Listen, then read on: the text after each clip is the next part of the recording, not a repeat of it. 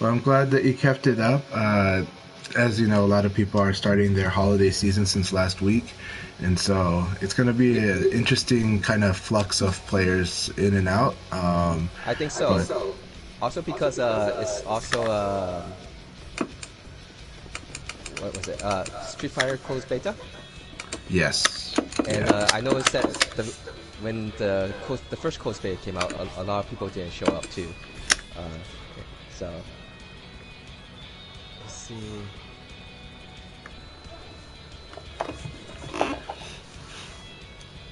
you might hear some typing. I'm uh, typing out to another person who's been having fun watching some of our Virtua Fighter, but like they haven't gotten into VF quite yet, but they're really curious. So just kind Okay. of writing out some stuff for Time, them. time to recruit. Hey Chanchai. Hey Setsuna, how are you? Hey, how's it going? Good. Doing good, doing good. Just running late as always. Is that? Well, yes, I'm sorry.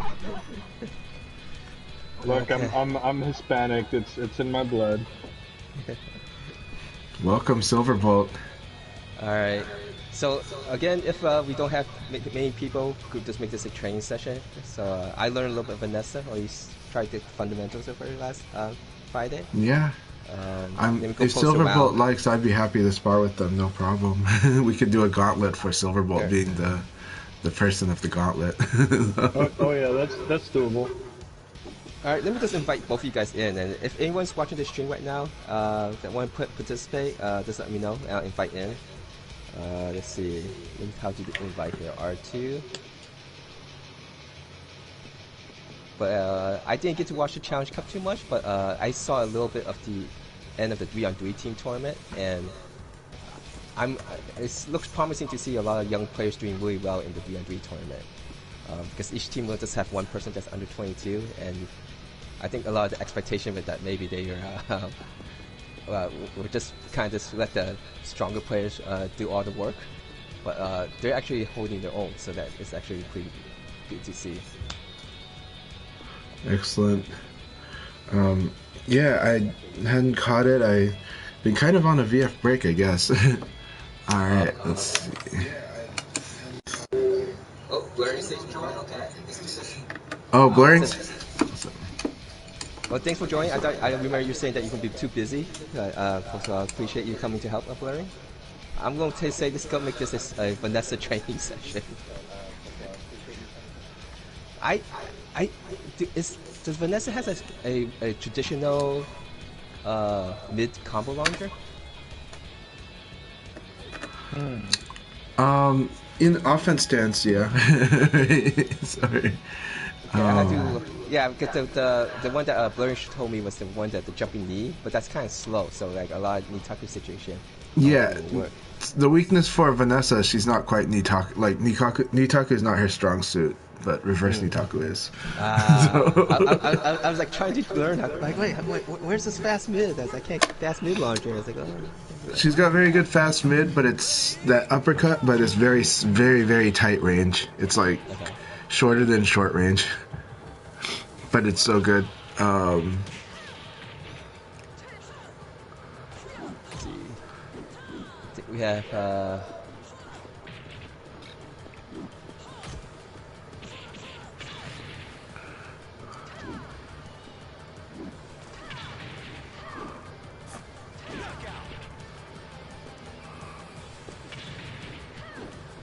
Okay, I don't see it here. Let me see.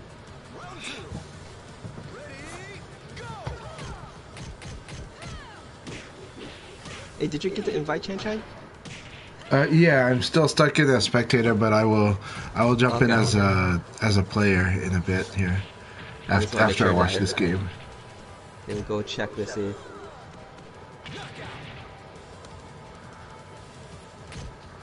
Very nice. That's the down low throw.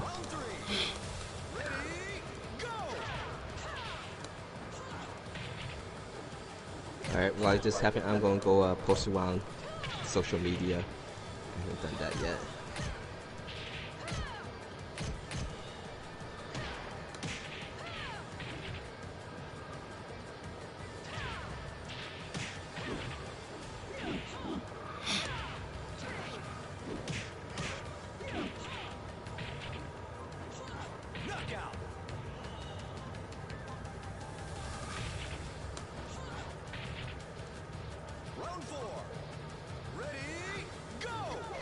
So from watching previous leagues, my impression of Silver Bolt is they're very experienced. Just like Blurring, they're very experienced fighting game player, probably very experienced 3D fighter.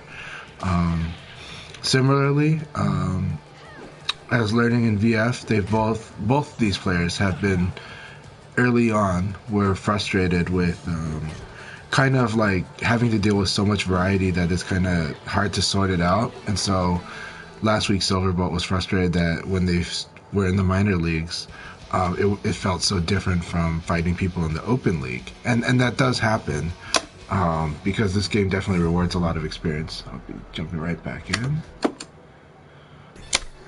Yeah, JSM it is for under 29. But if you're, let me go invite. Let me see. We were having. I started late, so I couldn't actually promote it as much. So I don't think we have too many people. But this isn't. We're intended if we don't have, if the single A league never have enough people, we try to make it as a training session. Let's see. Where's Mashfu? Oh, I can't join the spectator. I have to use the invite. Okay, got it. All right.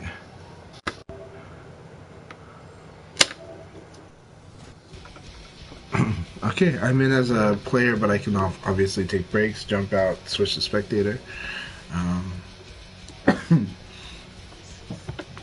Alright, Mash.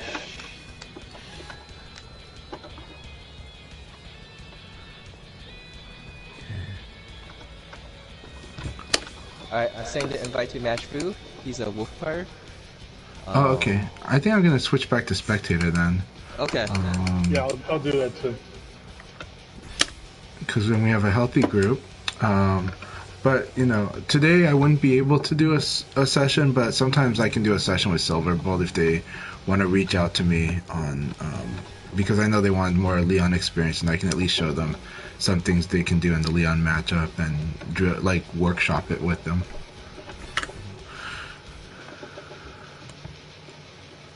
Alright, Welcome, so Nashville. 3 people, so we'll just run the league there for you guys. Yeah. Again, appreciate you guys showing up. The only thing these leagues work well is if people come by. Absolutely. Again, though, highly recommend doing the both the single A if you can and the open league if you can. Yes, there are differences in experience, but there is a lot to learn in this game, and it is important to fight all the different skill levels and all the different variety of opponents. Every fighting game is comprehensive, but the way in which VF is very comprehensive, it's a little overwhelming. There's a lot to it, and as you're developing, there is a way to fight against really strong players that might actually still have some gaps because you're learning how to kind of react, and also they're likely to play on a certain type of pace with certain options being really narrowed down, so it's kind of easier to feel where the decision points are there.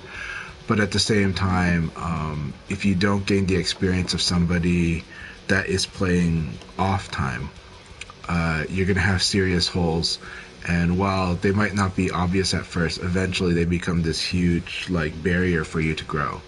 And so it's really important to fight the players that are not like the strongest of the strong or the super strong. It's really good to fight players that are, you know, beginner, intermediate, and advanced. Really important. People have seen on my streams where if I did not adjust to somebody that was suddenly playing slow, I have trouble too. That doesn't make their playstyle less valid. It means I didn't adjust. It's very true for this game. More than a lot of other games, because a lot of other games the defense is so strong.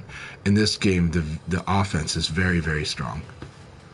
And because the offense is very strong, you can get paper rock scissors from somebody that is way less experienced than you, because you're just not trying to counter what they're actually doing, or not going back to fighting more neutral. Because when you fight against the really strong players, you're used to fighting in a flow state of always being minus or plus.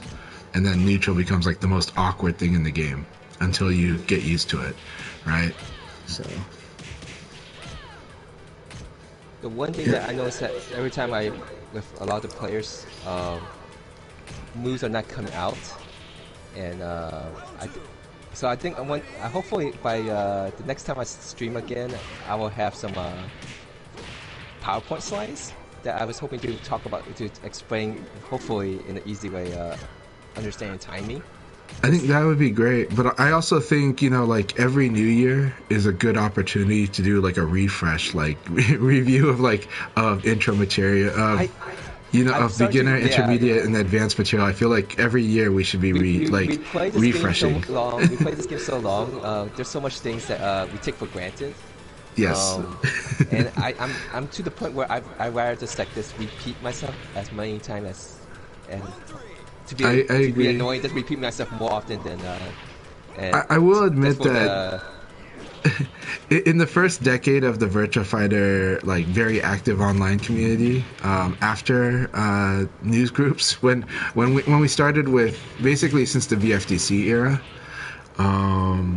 The first 10 years, I was always criticized for kind of repeating beginner material because the mindset for a lot of the strong players was we already have the facts. It's already been written. The material's already out there. And I'm like, yeah, but you got to keep getting new people into it, and whichever way engages them or makes sense. But also, we get better at teaching as we do, the more we do this. 100%. But everybody's been understanding for the past 15 years. But I will say for the first 10 years, I was criticized for doing this. So. Well, a lot of things too. I mean, at least on VFDC back then too, it's a lot of people just ask questions, and I think for the people who's been there a long time, the idea is it's already posted here and here and here. Just have to search for it. Yes. And I'm learning that not a lot of people won't do it. A lot of people don't do that. Some people, it's online, so it's hard to hear the tone of voice, right? So your tone of voice is actually how people were saying that in a very nice way and trying to be helpful.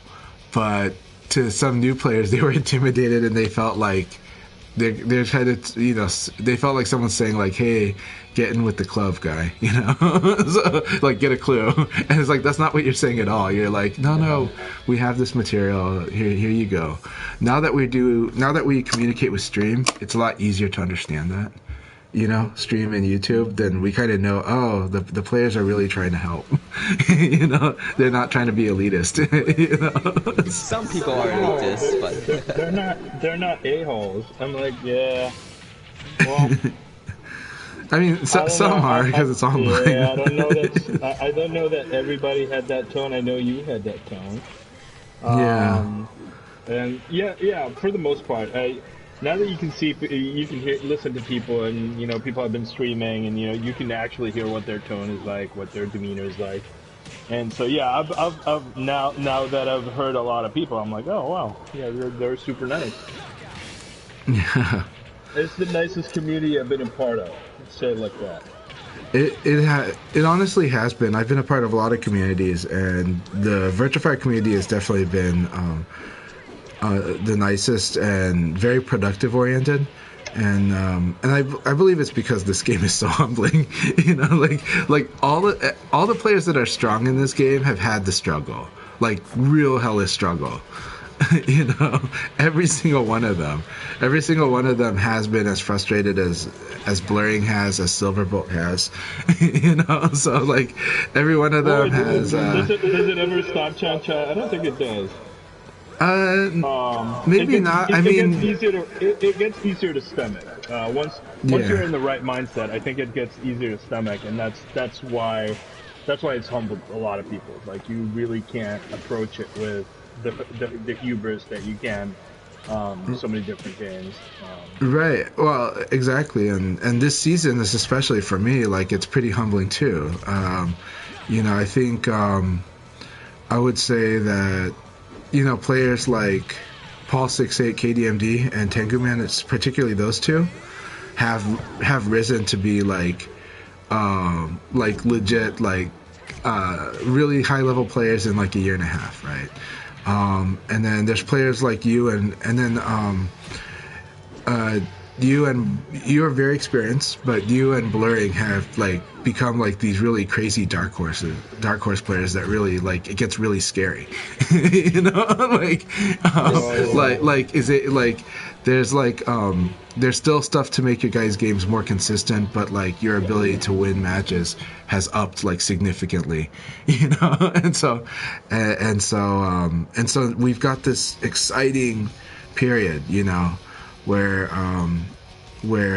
a lot of players are really, really competitive right now that have stuck with the game, and they find that they're still frustrated at times, but the mindset has also changed. Even like with Blurring, I can see it. But of course, yeah, like you said, you still get frustrated.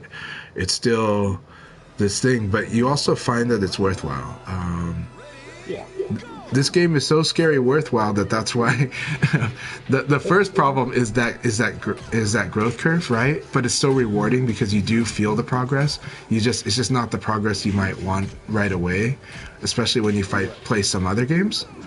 But it's a very patient growth, but you feel it, and you feel like you're being stronger at fighting games in general for it.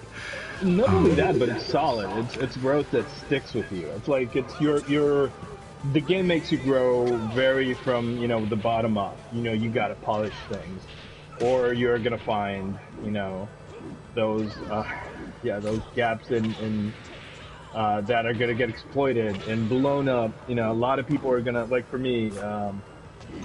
I've been abusing certain things, and that has, made me a target. Like, put a target on my back. Like, this is what blows him up. And like this week in particular, I felt it so bad. Yeah. But yeah, the only thing I can do is like either I can recognize that I'm doing something wrong. I need to find out what it is, and then move on from there. Right. Yeah, and sometimes it's just simply a matter of doing something that's predictable, right? So right now, people are like, okay, against Chanchai, I'm gonna like attack. I'm gonna do Okizemi that attacks because he's gonna attack roll and not block. And so it's something simple like that, right? But it's like, but I'm the one that's stuck in my in a tunnel, right? And that happens to every player. When you start having favorite options or underestimating the field to a degree that you just keep doing the same option, it's the field beats you back up, and the game does that no matter what level you are, Similarly, then there's also the other problem of VF when you get deep into it is how when you get into VF, this game really hooks into you in like the best ways. Some people it's the worst ways, right? I'll say that in the Asian dad community, one of the classic problems that we've seen in multiple players is, is when you can't stop playing this game all night and then it starts affecting your work life. So this game has had that problem like a lot, from people of all types of professions. But it's a good problem to have. Yeah. Okay. Yes, it's the only reason why I'm not sure both if you guys know Mandy from VF4 days. Yeah. He's a strong Akira player. He stopped playing because it is too addicting. Because well, it's just like some players. I'll say there's a Facebook engineer who had to take a break because of this, and instead he tries to just keep studying more for more skill acquires for work. There's a game project manager, same thing, decided, okay, for a while I need to just focus on fitness, because VF is so addictive. And we see it with a lot, but then we see them come back when they manage it again and they love it. But then they go deep in again, So it's a fun cycle, but it's because it means that the game is really worthy or like so fun and exhilarating for them. And even though VF matches are short, players don't mind playing literally hundreds of games in a night. So. Yeah, 100%. Also, Felicia, it is. Is it? No, friend of Felicia. Yeah, FM Synth. Awesome to have you here. I know which one you are on other accounts, so it's great to have her back in the community, and so welcome back.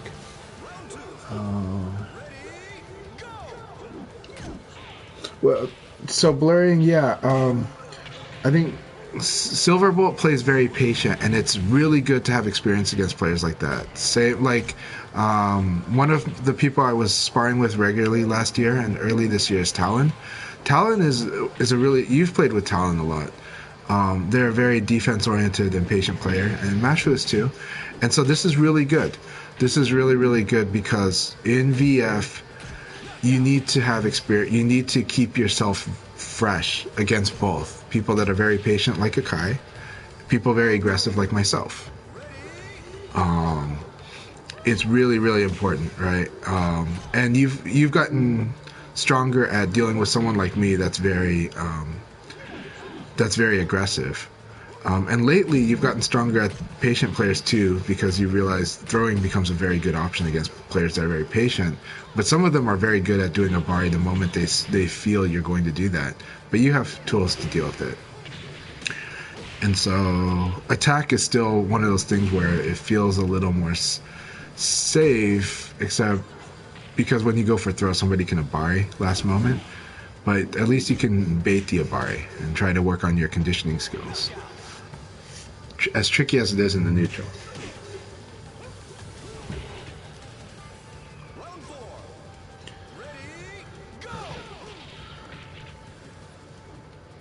Alright, I'm just letting you guys talk since I could actually get certain things up ready for the stream. Let's see.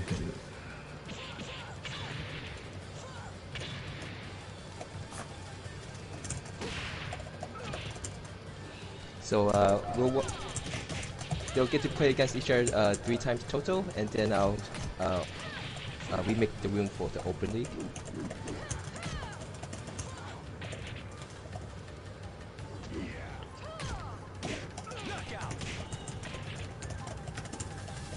Awesome. So, guys, I've been playing Street Fighter. I got into beta. Oh, congratulations! I don't think I was the right person. Like, I think that code would have been better suited for somebody else. But I am giving it my most critical, view and thought. I think it's a pretty good game. I think one of the things that people don't really talk about that are really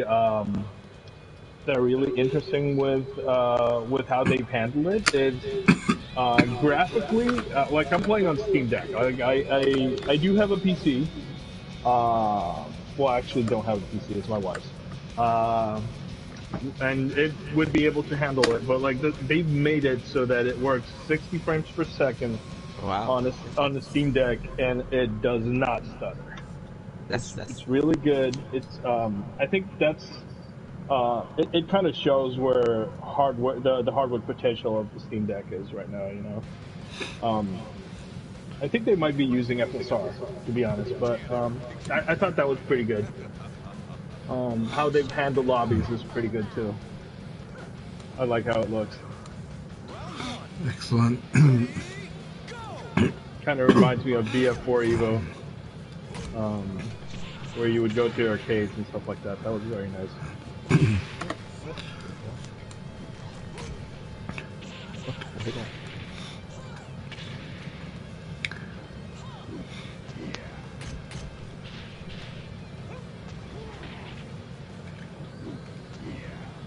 Alright, just a second, guys. My dog is going through the wires here.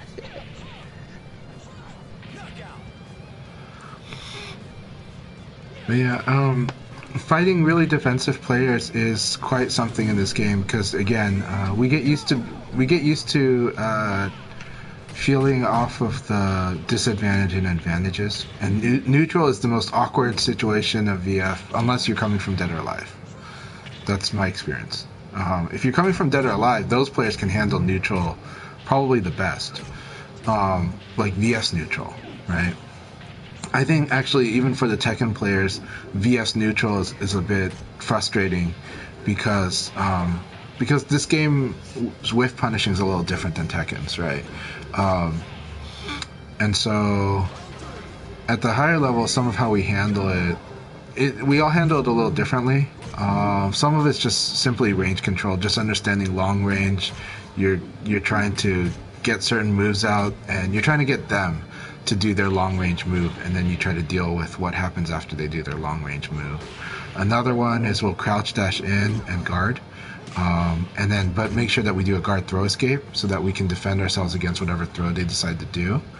And then try to respond quickly. But you have to make your decisions really quick, because if you wait, get impatient, and then attack, you almost, for some reason, you almost always end up getting like counter hit. That's the awkward neutral of VF, right? Where when someone plays super defensive, like I fight Akai, I have to tell myself, okay, I'm committing, either I'm attacking or I'm going to defend. But if we're stuck in this awkward, we're both defending, I need to do maybe slightly active options to kind of deal with his delayed stuff, you know. Now there's tricks for that, but it's really hard. The neutral is an awkward one to crack because you have to Yomi your opponent in an awkward way, and some things that you do that are generally safe just might lose to timing, right? Like even though you throw the jab out, which is your fastest attack, though Vanessa it's from crouch uppercut. So doing like a crouch dash into 3P is probably good for Vanessa. But again, if you commit to it, you got to commit to it early. And then you can play in the frame situation. But if you do it late, that's where it's going to be a dice roll. Because if they happen to hit the button just at the right time, you get hit, you know. So that's also why at the beginner intermediate level, the good thing that you learn there is how much people just start mashing 2P. Because they deal with the awkward neutral, right? And 2P is just really good in the awkward neutral usually. But it's whoever hit the button first, you know. So, but that's also why a lot of Vanessas got used to using offense stance 9P, right? They realize that thing, a lot of people are going to go to 2P. And the reason a lot of people go to 2P is because it's one of the more easier, safer options in the awkward neutral. But it can be crushed. So that's where it gets very weird, yeah. And that's where you might not run into the situation much against you do still against the strong players, but sometimes it's just less. And because it's less, you kind of get into a security blanket, you know, but it's a false sense of security. Because that awkward neutral is as valid as any other situation in VF. And the sooner you admit to that and kind of deal with it, the better, even though it's frustrating. Right? Because VF is very exhilarating when you're going so back and forth rapidly and you feel like it's this battle of wills. But there's also like, you know, it's like playing jazz. It's you've got one guy who has rhythm and another who doesn't, and the guy who doesn't have rhythm is going to throw everybody off. You know? So, I feel like you're talking about me. No, I'm not talking about you. I'm more likely to say that about Akai than anyone, you know. But but the thing is yeah, like it's the good. awkward It's neutral good. happens more with Akai than with you. So, and that's not a bad thing too. It's because Akai, it's really good. Like, I'll be honest, I'm trying to spend the next 2 months being a much more defense-oriented player, and that's because I'm trying to improve that side of my game and make my decisions better there. Yeah. The scene is so strong now that like I have to, and that's good. You know,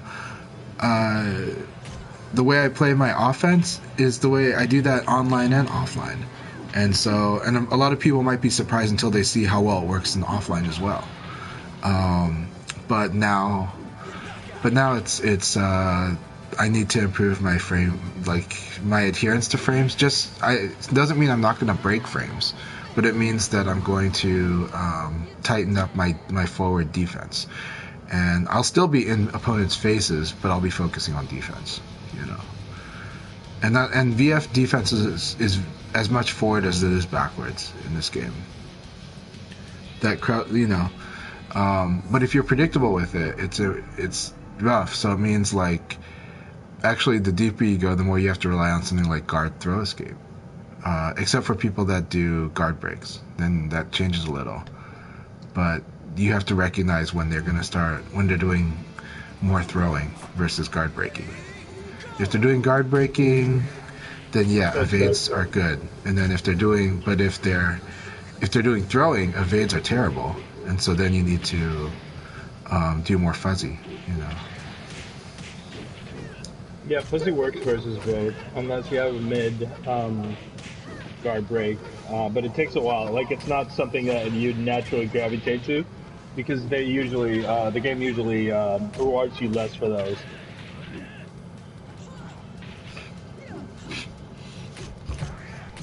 Okay, so when Mashfu's Go does like sidekick into that heavy punch, that's throw countable. It's -10 for him. So if you block that, you want to throw Go right away. And he does have an answer, but it's so hard for him to do the throw sabaki. Something you should understand again about Go players is the throw sabaki is really hard to do. It's harder than it looks on paper. And so if they do it, respect that. But then work around it. But let them prove to you they can do it before you work around it. In general, if you block sidekick into punch, throw. And Go is designed with a lot of -10 situations. So you want to look in the command list, look at what those -10s are, and practice throwing against him. And then you can do the mind game if he does know how to do the throw sabaki. But VF is very much about having your opponent prove themselves on an option before you work around it. Well, just like me. And the positive and the negative, because don't be scared of something they have unless they prove they can use it. Yeah. And don't stop using something you do unless they prove they can get away from it. Exactly. So VF is a game where respect has to be earned. It can't be given. You should never give respect away for free. So when you fight against my Leon, do a mid attack if I do a tech roll, and if I don't block it or defend it properly or beat it properly, then you can keep doing that. It doesn't matter how much experience I've had or how many years I've played VF. If I can't do that basic thing, you need to punish it and not give me too much respect.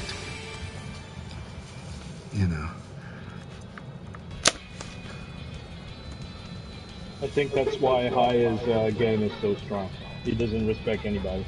Yes, yeah, I think that's true. Well, Haya's game is really strong, and dude, that guy, if you fight that guy in the morning, he's so terrifying. My gosh, he's a morning fighter. Yeah, we're not late in the day. Yeah. Yeah, later in the day he's more relaxed, and there are things that are scary that he can do when he's really relaxed. But in the morning, oh my gosh, when he comes in the league, he's so scary. He wrecks the field. It's like I've watched him like destroy everybody in the morning. Like in the first league, he'll like just destroy everybody. It's like, what the hell? What did I get hit with? We're talking about iFix machine.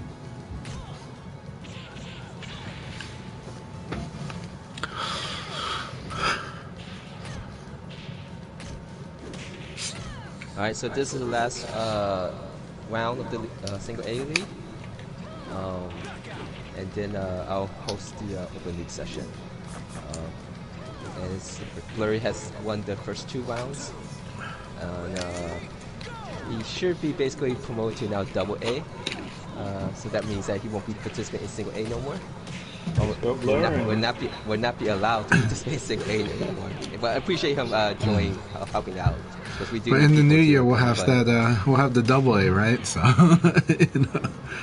we'll do, yes. Plan is bi-weekly Fridays where we'll have the double A. Like if it takes a while to fill up that double A roster, I'm happy to do gauntlets if we need to. So gauntlets being like the one Kumite in this game. I call them gauntlets, but they're Kumite. So Kumite is basically like, for example, blurring, being like fighting everybody. So even if blurring loses, they're gonna fight the next opponent, And so. or in very vulgar terms, we're gonna run a train on you. Actually, that's not a bad idea. No, it's pretty good actually. Even if you got people that are using the same character, you're seeing two people use it differently, so you gotta adapt. Yeah, that's always a fun one too. The mirror room. Yeah. The mirror room is good because it shows different problem solving with the same character. The hard part is that sometimes the mirror matches are so off meta in a way, right? That's like the Leon problem, right? Leon mirror match is very awkward.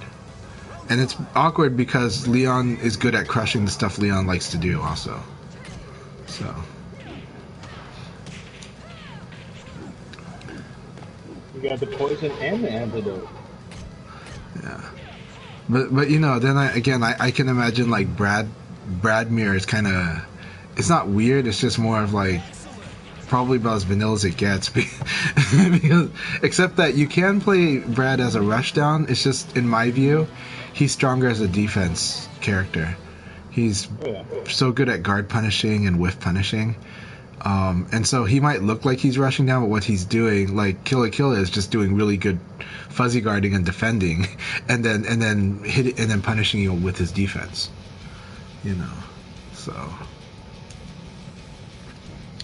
yeah. Hey, Drog, good to see you. Drog has dropped by my stream, and I appreciate that.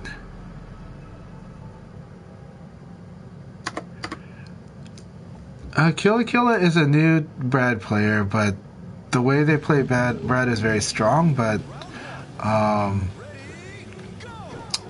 you know, I have a lot of experience fighting Renzo, and that's probably why I tend to do better than a lot of people against Killa. Right? And their Brads are very different, but the thing is that I'm just comfortable with like the move set, and I think the thing is I mean, 6K is always going to be this amazing weapon too. If you Abari, and I guess fighting Renzo, I tend to have a little better accuracy with my Abari against Brad than I do with other characters.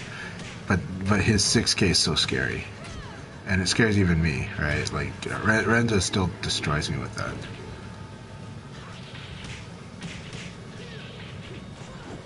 You know what I saw yesterday that I think will eventually be very fun thing to watch?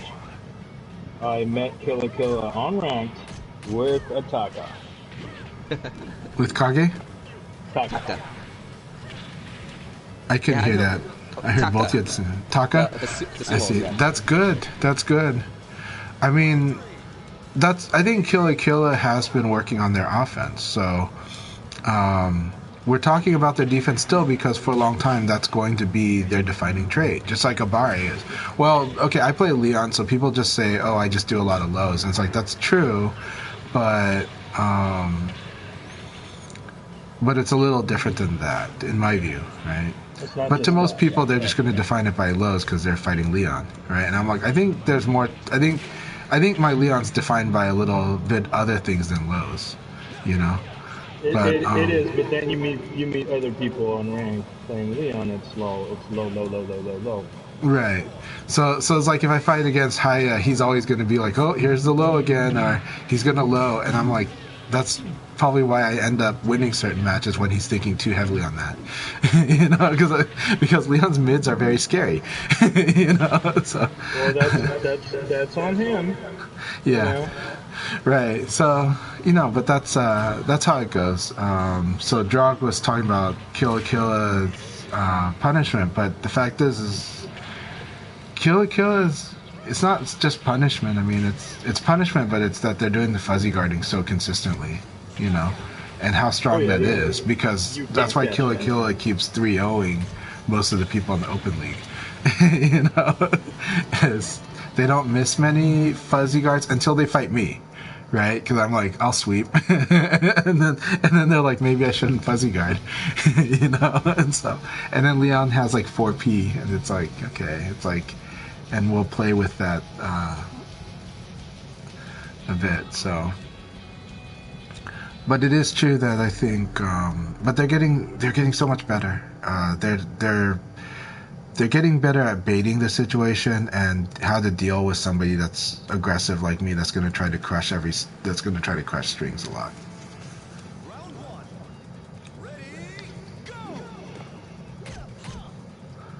So the last few games with Killa Killa, I think they've been winning the last 3. But generally, I think my record is still winning against them. Because I think even last week, like I'm one of the only players that's like getting wins against them when we're in league together. Yeah. Hey Chanchai, JSM, the father of Mashfu, he has a question on my chat. So when I get a new lever, I get an LS32. I use 2 small pliers and bend the crap out of the metal pieces that presses against the switches to get it tight snug. Know of a lever that comes like that out of the box? Very short throw and engage. Okay. Pretty much Seimitsus are good at that. The LS40 is really short throw, but that's also because it has a shorter lever. Like a shorter shaft, and so your hand is closer to the panel. If you want to go that far, but yeah, but that's the crap out of the metal piece of the press. I see. So are you talking about the leaf lever on the switch, on the micro switch? So you're talking about the leaf lever on the micro switch. Tight and snug, I don't know about that, but I'm a little confused by what you're asking there. But I will say, like, the Sanjix V3 will have like a half lever, like they actually trim the lever in half. But those leaf switches are still pretty tight there.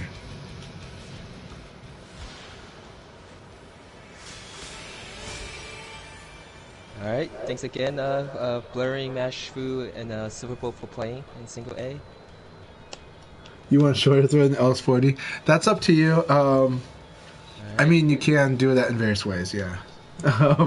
We'll talk about that later, but that's very, very tight, yeah. I couldn't tell you. That's not my specialty, aside from the fact that on Golden Lever, I can use like a larger shaft to do that.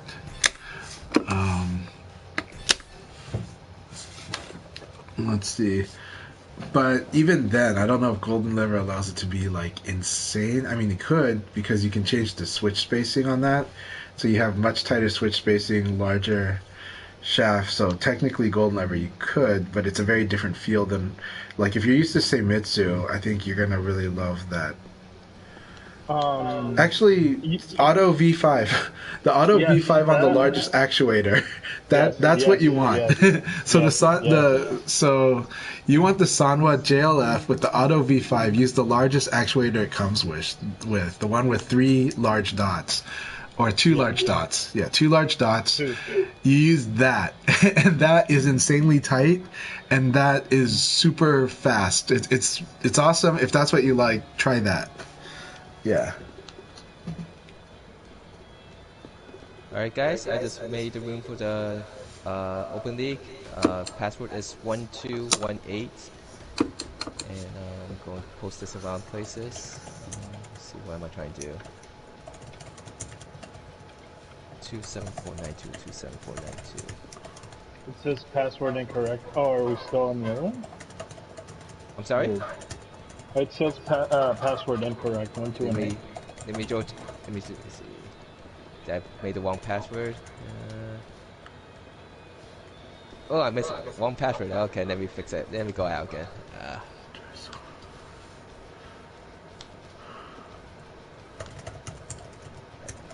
1218. Done. Create room. Okay, it should be fixed now. Click.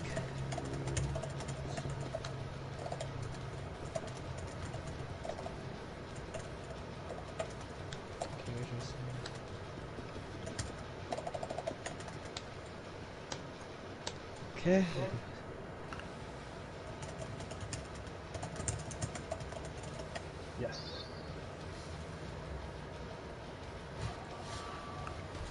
Actually, Silver Bolt, if you have a good fundamental understanding, you could play against other characters. Just that the textures will be confusing and stuff. And welcome, Volcano Shed. What's the password now? It should be 1218. Password's incorrect. Maybe I have to refresh. You have to refresh. Yeah, I had to remake the room. So. And welcome to Lucas Kyle, Silver Bolt. Okay, we got good. We'll join in quickly. Alright, and then we'll go post around. Oh, good to see everyone here. Hey, shout outs to Kyle. As always, we appreciate Kyle's art, and we especially appreciate that they gave art on the birthday to Bloody Rose. So that was awesome of you, Kyle, and that artwork was awesome of Jackie and Sarah. So shout out to the Bloody Rose. Happy birthday, belated, about a week. Bloody Rose is an awesome community member. She from Italy, right? Yeah, it's her. She's been awesome, and is it her husband? Boyfriend? I don't know. Like, I think they're boyfriend and girlfriend. I could be wrong. They are such awesome members. They've been supportive of me all the time. So I just thank you guys so much, and I hope you had a wonderful birthday.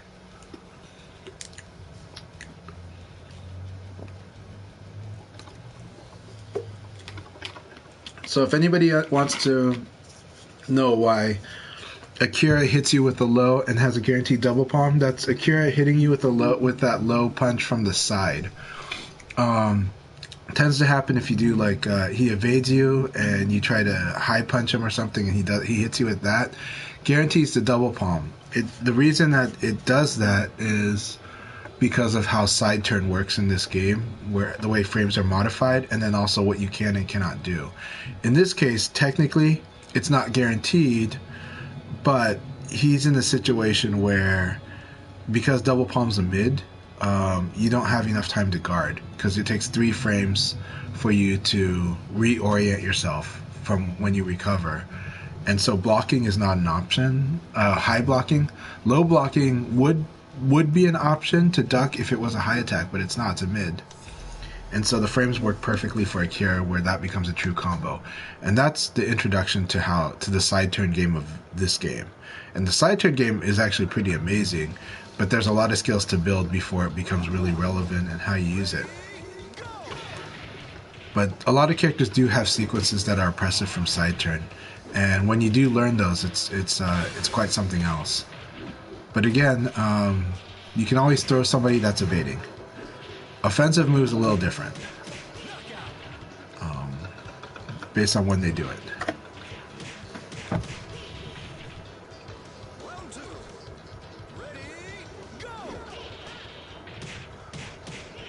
Yeah, again, first time I made the room for the Open League, I had the wrong passcode, so try hit the refresh button, and the 1218 code should work now.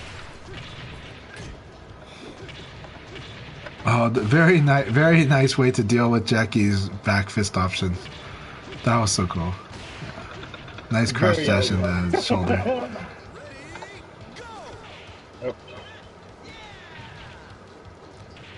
Is that what you're gonna do when you block beat knuckle? It's a really good option when you block beat knuckle.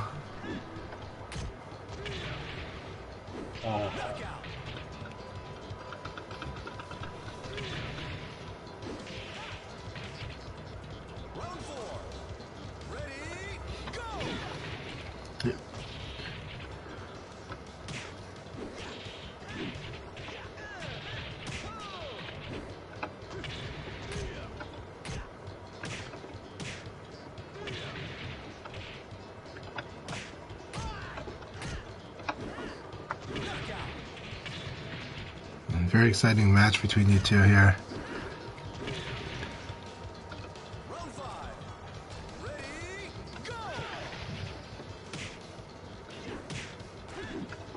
Yep, this is learning time. Jackie's got a lot of mids and highs. He does have lows. He's got his sweep and his low back fist especially. But at least when he does strings, he has a lot of highs, and that's what I usually assault. However, he's got also an amazing. His beat knuckle is a really good. an amazing whiff punisher in the Tekken sense. Like, he's got a Tekken whiff punisher, and it's beat knuckle. You know, so he sees you whiffing from mid range, he can beat knuckle combo you.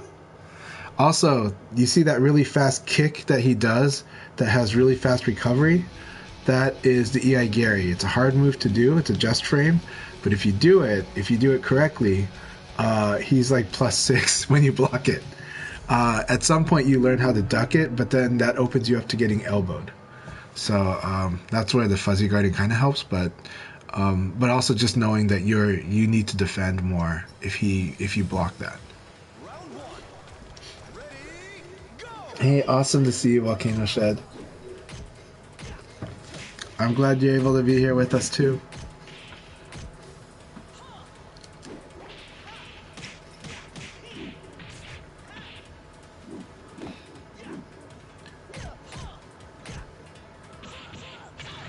Very nice.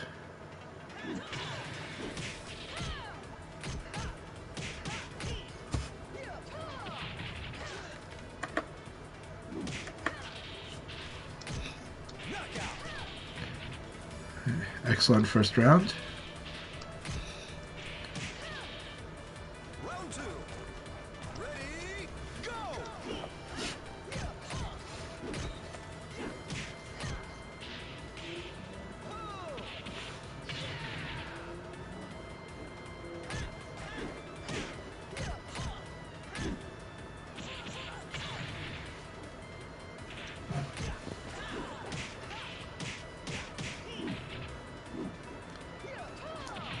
And these two playing with a very good moral flow.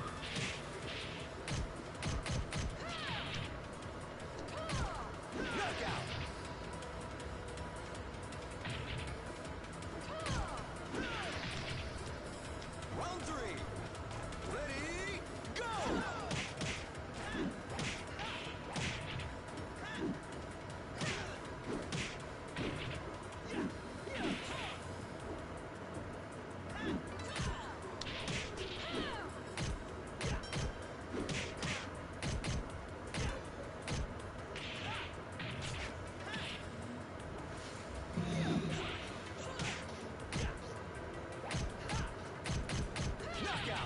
Nice.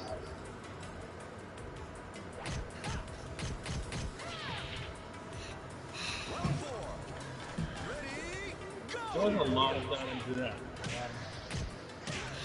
Yeah, so I agree with what Akai said, that the biggest benefit of League is not the competitive aspect so much as, though there is that, but mostly it's the experience of being able to fight a lot of different players that are serious with the game to a degree, but with different characters, different tendencies. It's just gaining a lot of experience. It's so great. All right, very good match. So both of you, good, excellent stuff, Silverbolt.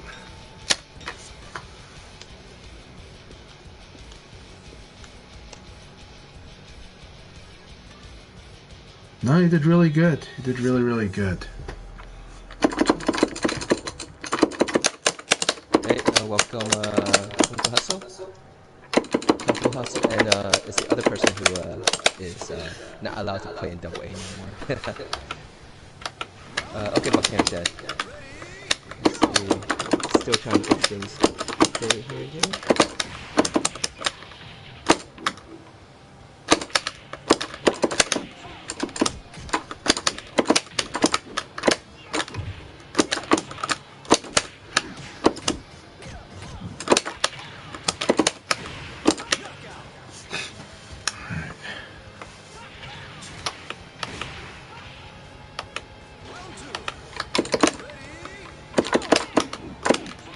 Very nice.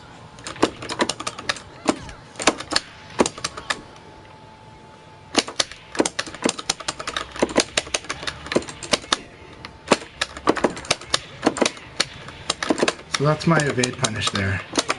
Leon's evade punish is very scary if you can do it. So I just got... That's one of the things that makes Leon very scary, is the evade punish.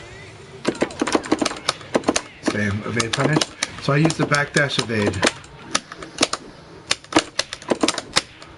Very nice. Anti-Mitaku.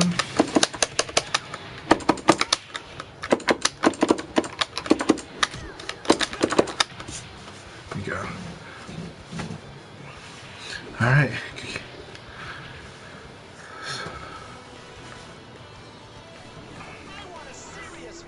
So I guessed that you were gonna do a low rising attack on a certain time, just the one time. After a few times not doing that, and so I went with the 8K to crush the low. Of course, the mid rising attack would have comboed me out of the air. So that's just a high risk, decent reward situation. Leon likes to crush, so he can crush lows. Safe mids are really good against him.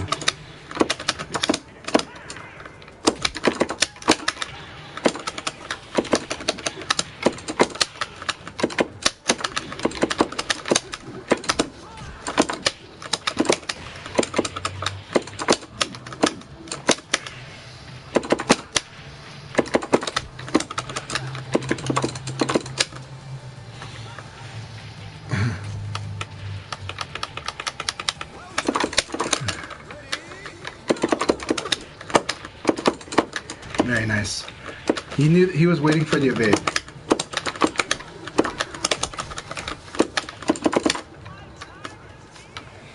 So right now we're trying to read each other's evade and throw. Now Leon, the hard part with Leon is even though I've told everybody that you need to evade to his back, it's hard to do that because he switches stances a lot, and so sometimes you just fuzzy if you can't read it.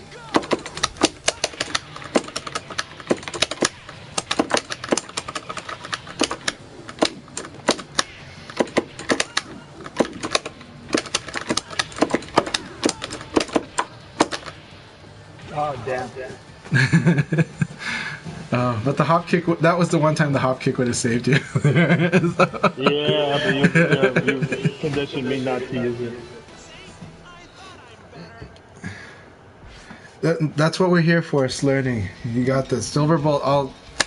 I'll be busy today because I got a birthday party to go to after this, but I'm happy to add me on PSN, on any of the socials, and we should spar sometime. I'll teach you Leon matchup. I'll teach you when you can mix up throw or attack. You can also watch Vanessa Blurring's matches against me, or on my YouTube, watch how Nelly fights me. Nelly destroyed me. I think he won 70% of our games on the last session we had.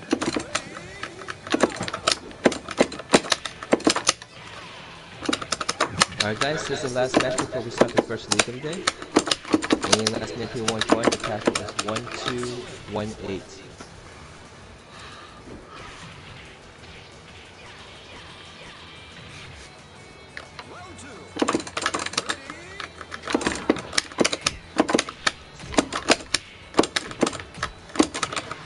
Nice.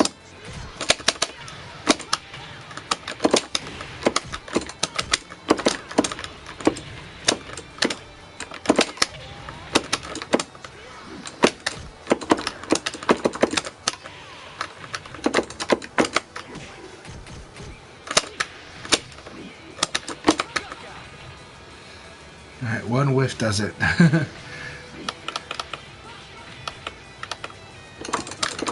I love VF's Oki, by the way. The Okizeme in this game I really like, but it is weird and it does take a while to get used to, because it's a lot about timing. It's a lot about, if the opponent does the Oki too early, they're going to whiff. And if they do it late, then other stuff can happen too. But if their timing is spot on, it's like amazing.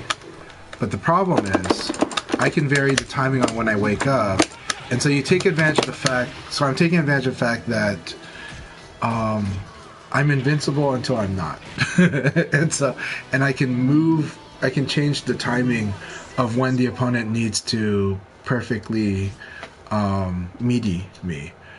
And meaty is, some situations meaty is like a just frame, so there's no helping it. But most of the time, it's very flexible. All right, good luck, everybody.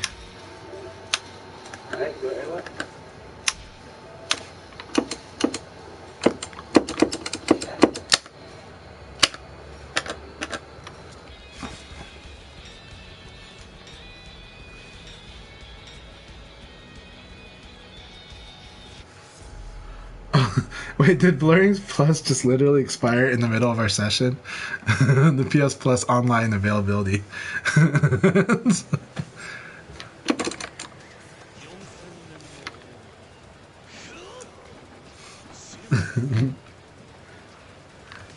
one. Ready?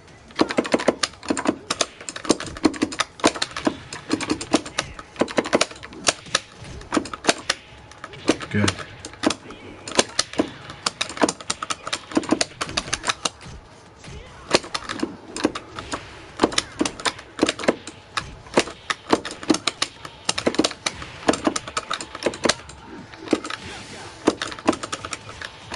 Oh my gosh, that's true. I'm sorry, man. If I could give you a card right now, I would.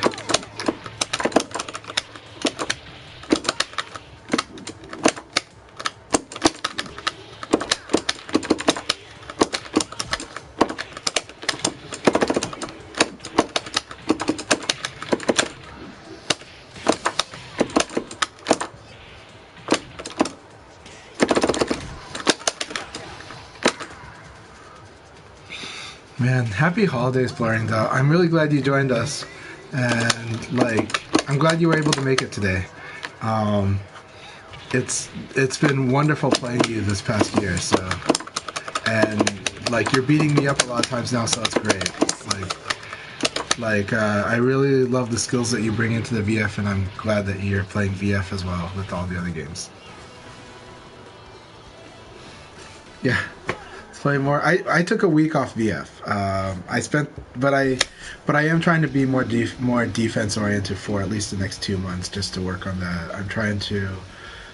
I will be studying combo damage, trying to improve my combos, and I will be focusing just on winning, on making better choices on defense. I actually think I do make decent choices on defense a lot. I just don't do the defense enough, and so I need to improve that. My pleasure, always, and thanks for listening, and thanks for, I know sometimes it was really frustrating to hear some stuff, but at the same time, I like that in your nature, you are skeptical, but you try stuff out, and you really you have to prove stuff to yourself, and that's good. That's really good. It carries you a lot in this game. It gets you to, you're very independent minded, but at the same time, it doesn't mean you completely shut the information out. It just means that you might have to process it later. And so it's been awesome watching your game grow and grow. Keep it up. There's, a lot of players have a good respect for you and your game. So keep it up. And thanks so much for supporting Virtua Fighter 2. I'm very grateful for that alone. So, but I'm grateful for all the others too. But even if it was just the content creation, I'm happy that you do it. So thanks so much, Blurring, and also Merry Christmas.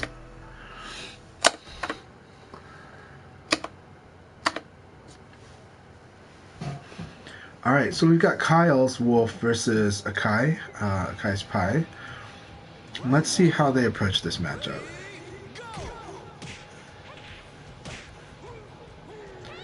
Very good. Akai is going to deny the forward throw, so it's up to Kyle to decide if they want to test that Akai is going to do the back throw. They could do the neutral, but I definitely would do a back throw right now, and just see if Akai actually is trying to do throws on the read or just denying. But I'm pretty sure that Akai just tries to deny forward throw like 80% of the time because they're really afraid of that damage. Very good patience. That was correct there. That trap sets me up a lot. So she does okay, I'm going to use a Tekken terminology. That is a wall standing kick. Because that's from crouch neutral kick, right? So we'll use Tekken terminology there. That's an actual wall standing kick, and then he'll do 1P after that. And I fall for it all the time. I block it, and I want to attack, and then she does a launcher with 1P, which is a really good launcher of hers when wanting to whiff punish and zone people. Yeah, thank you again, Blurring. And Jimmy, thank you so much. Jimmy has been training a lot of players in public and in private, and also like the growth of a lot of the players that are that have really grown have been learning with Jimmy. Jimmy has helped. I mentioned Paul 68 KDMD and Tengu Man, and they built their strength on their own, but Jimmy helped them a lot too, and so it's awesome.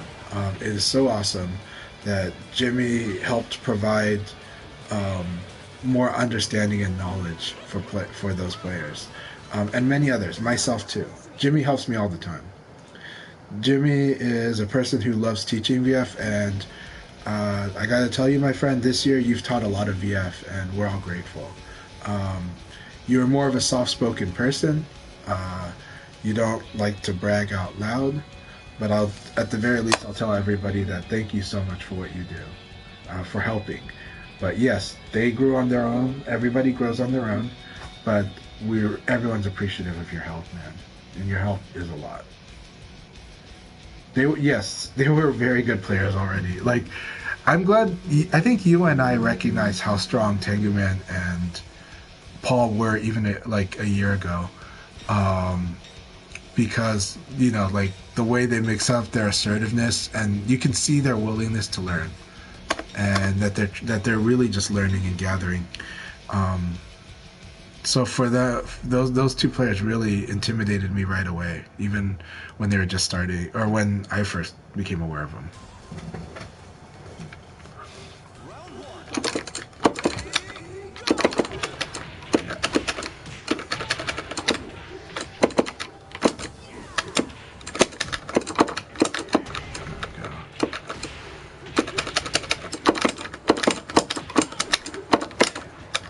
Good. Very good.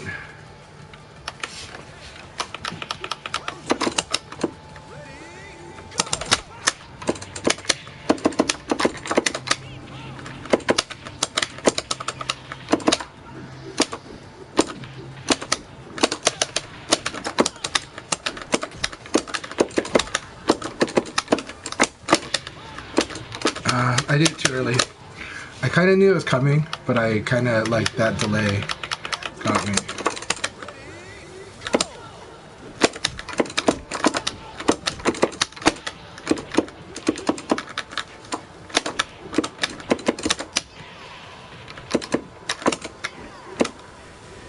Yeah, he didn't switch.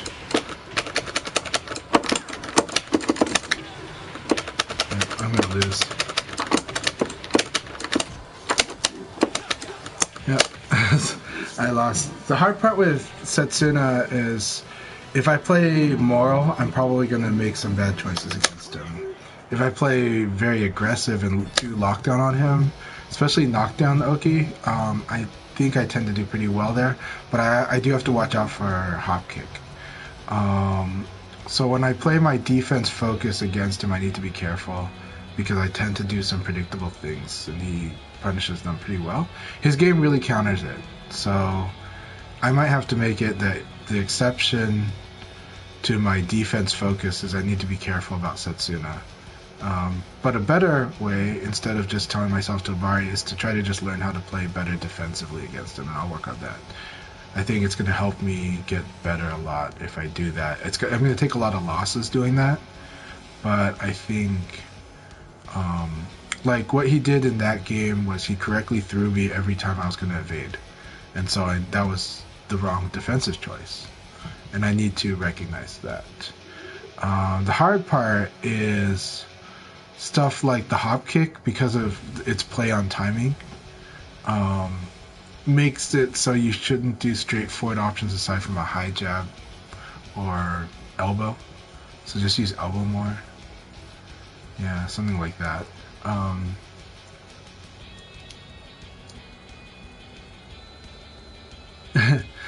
For who to learn Pi? For me or for who?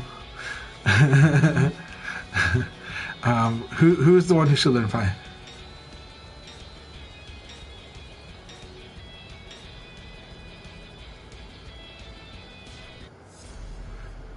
Thank me for what, Jimmy? Sorry, I'm not following which one you give me, but thank you. Let's see here.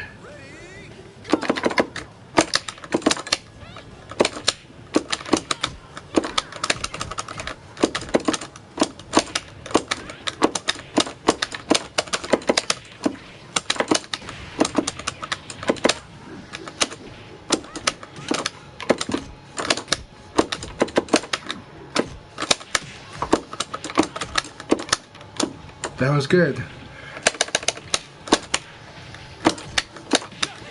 Yep. Oh, thank you. Okay. I think I will. I'll try to, but...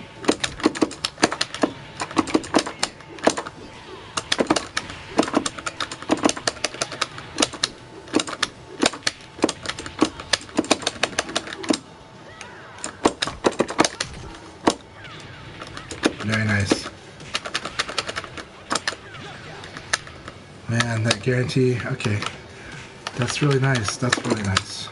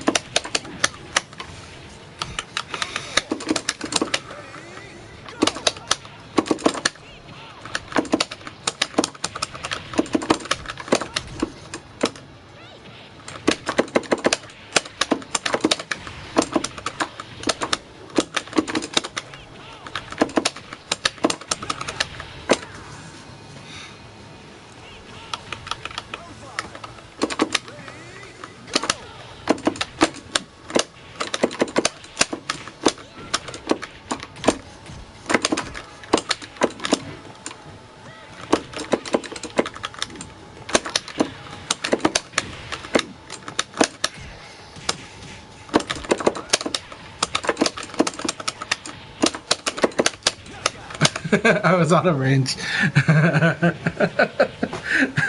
Very good game, Akai. I was out of range. At least I guessed correctly. I was like, he's gonna tech roll and guard. Oh, very good stuff.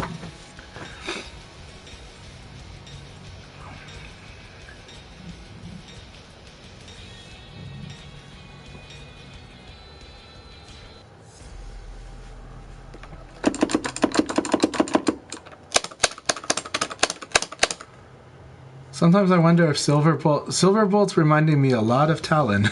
You know.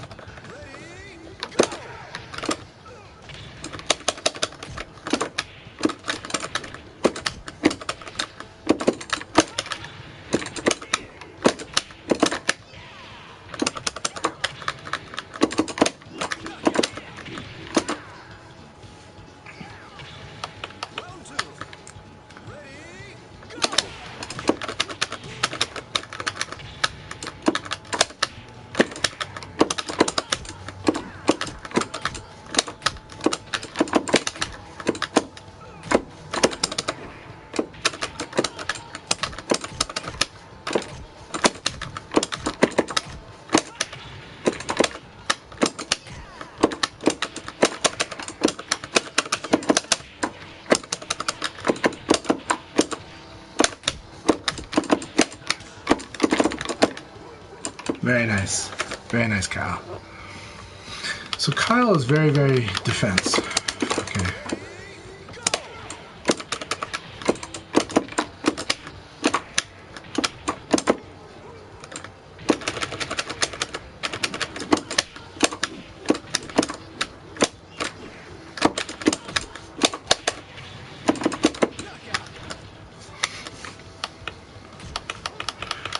I will try to play Pi. It looks so much fun.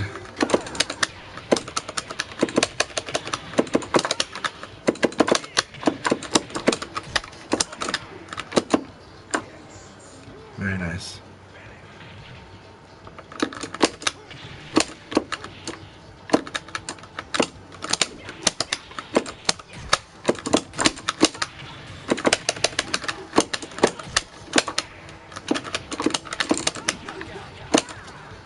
Good game, Kyle.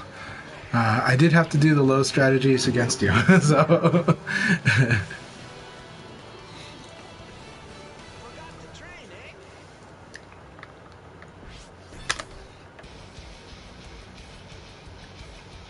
Very good game. Very good game. Yeah. Next time, man. Next time. But that was really good fighting back. Also, if I do the throw where I jump up on your chest and jump off, you need to roll to the side, up or down. Awesome. Awesome. Let me know when you get it. I hope you get it soon.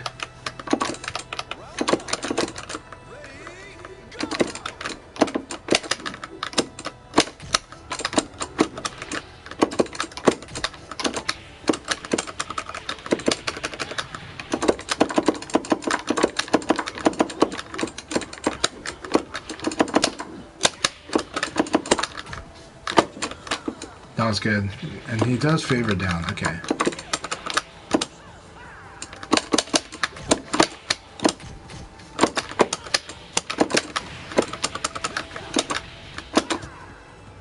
Okay.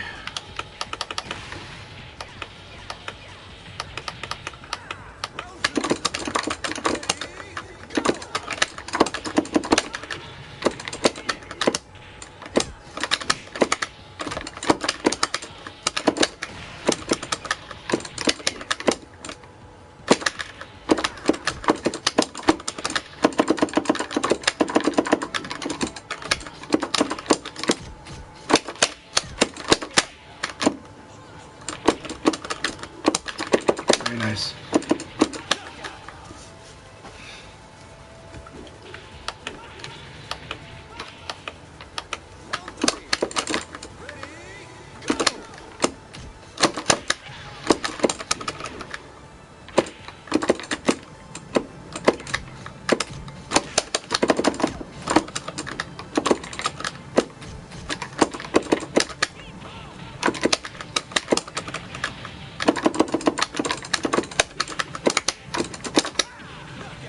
Alright. Good game, Silverbolt.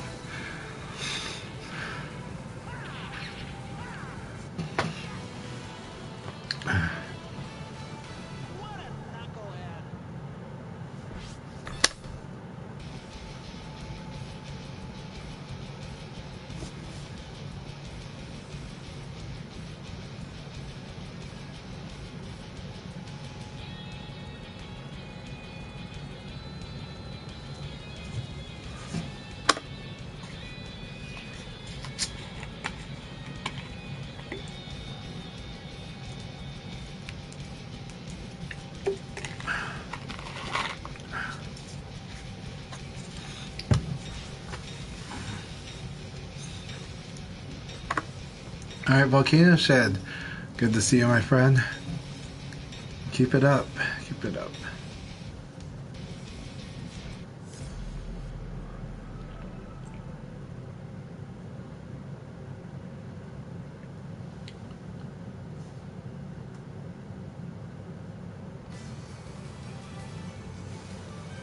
Round one.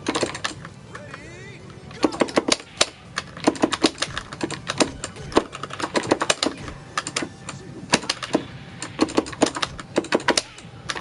Nice.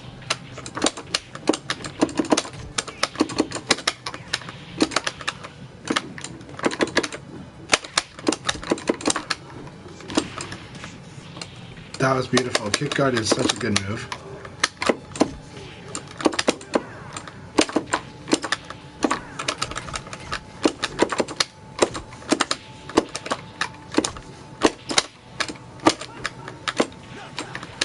Awesome first round.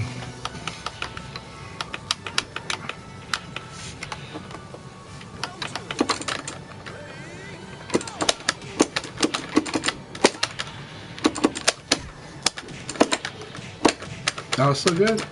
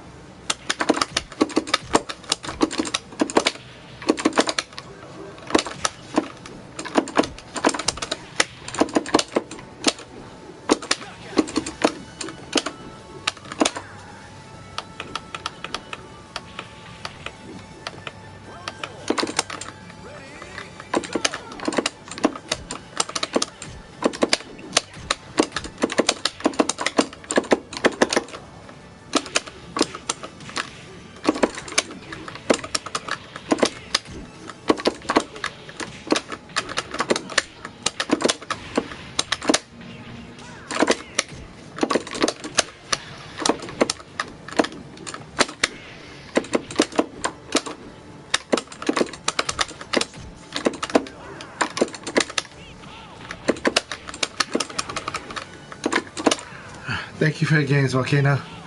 Thank you very much. Good game. See? I thought I'm better.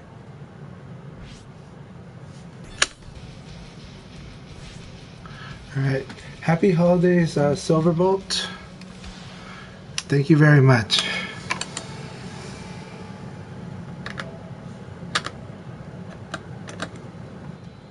GG. Very good games. You guys did awesome. It's good stuff. Did you guys? Let's see. At the end, we were down on points. Yep, that was awesome. Yeah.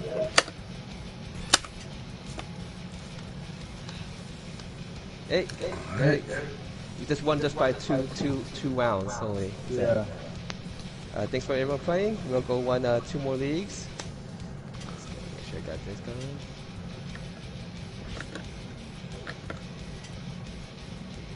Hey, Chanchai, I heard you were going to try to make it to Choya Cup in February. I don't know. We'll see. We'll see. We'll see. I would like to. We'll see what travel rates are like at that time and the situation. I'm definitely. I know my try wife make wants it. to see the concert, so the last rock band, right? Yeah. And welcome Space Time and SM Funker. We're starting our second league. We have about 10 to 15 minutes before we start the second league of the day. Thanks for playing again, Silver Pope and Uncle Hustle. Very good first round, Volcano.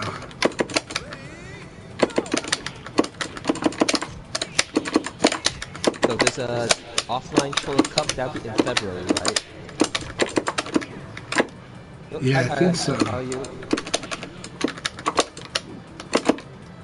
Hey, hi, your Cholo Cup is on February, right? It's February 18th from February last 18th. Okay. Yep, that's what Hyatt just confirmed. So that'll be in the New York area and the Brooklyn arcades. Yeah, we'll be in Brooklyn. So let's see. We have any other North America events? Upcoming events?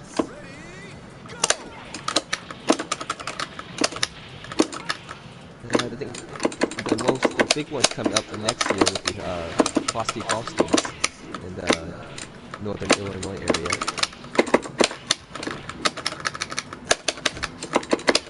Doing well. Just slightly busy with the end of the month.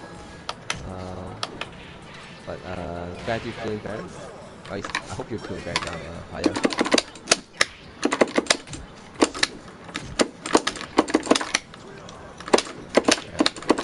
So, okay, 5 matches, intermission matches before we start the next league. And I guess I'll go over a little bit over the Challenge Cup qualifiers. Welcome, Genesis Frenzy.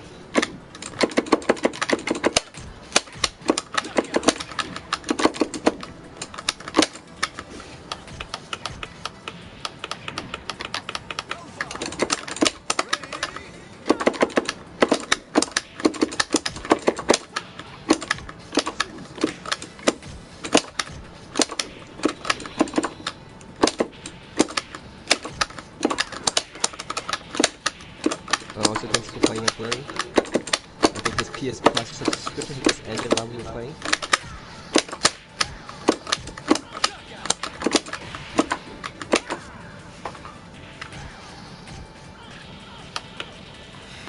Good game, Volcano Shed. It's really good stuff. It's good training.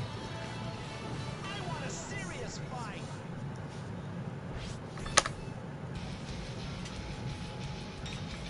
All right, Punker, good to see you.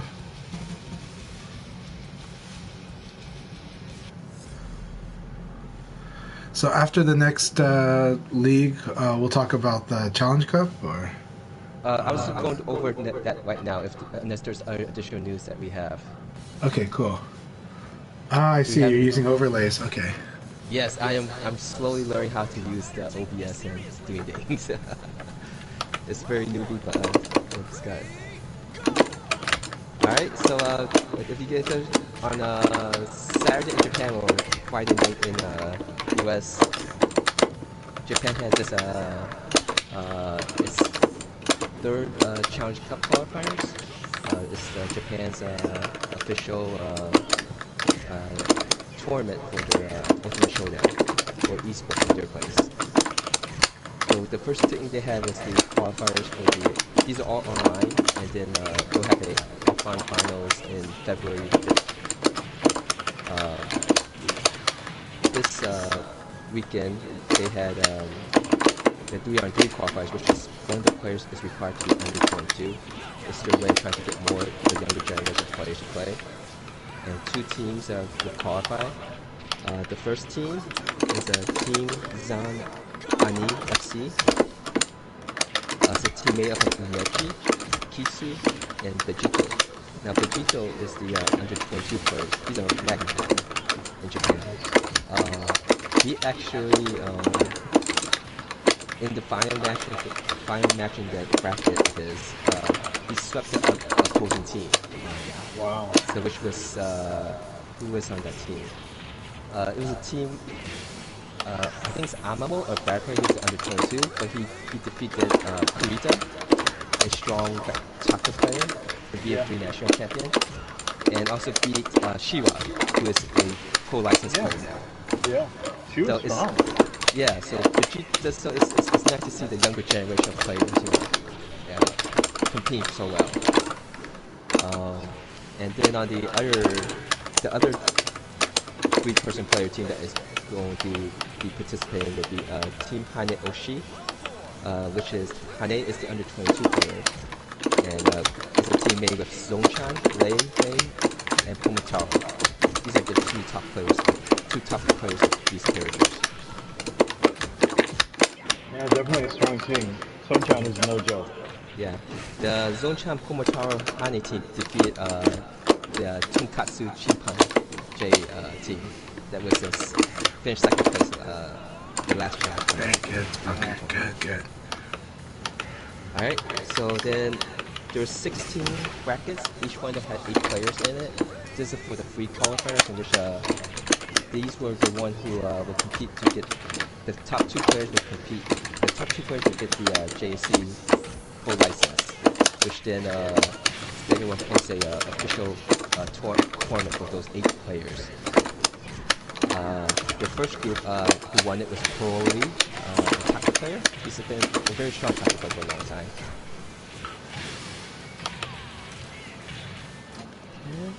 Yeah, we know Polaris. He's the one that is handling sales of the Genjo ball tops. I see. Pretty cool guy, yeah. Pretty cool guy. I've interacted with him before. I see. I've never seen him play though. Yeah, he's a strong Chanchai Akira I've seen play. I've had fun playing him. He's very fun, but it's online, it's online across Japan to US. So, but I played him a bit and I had a lot of fun. But this will be the first time he will be participating in the finals in the Challenge Cup. Alright.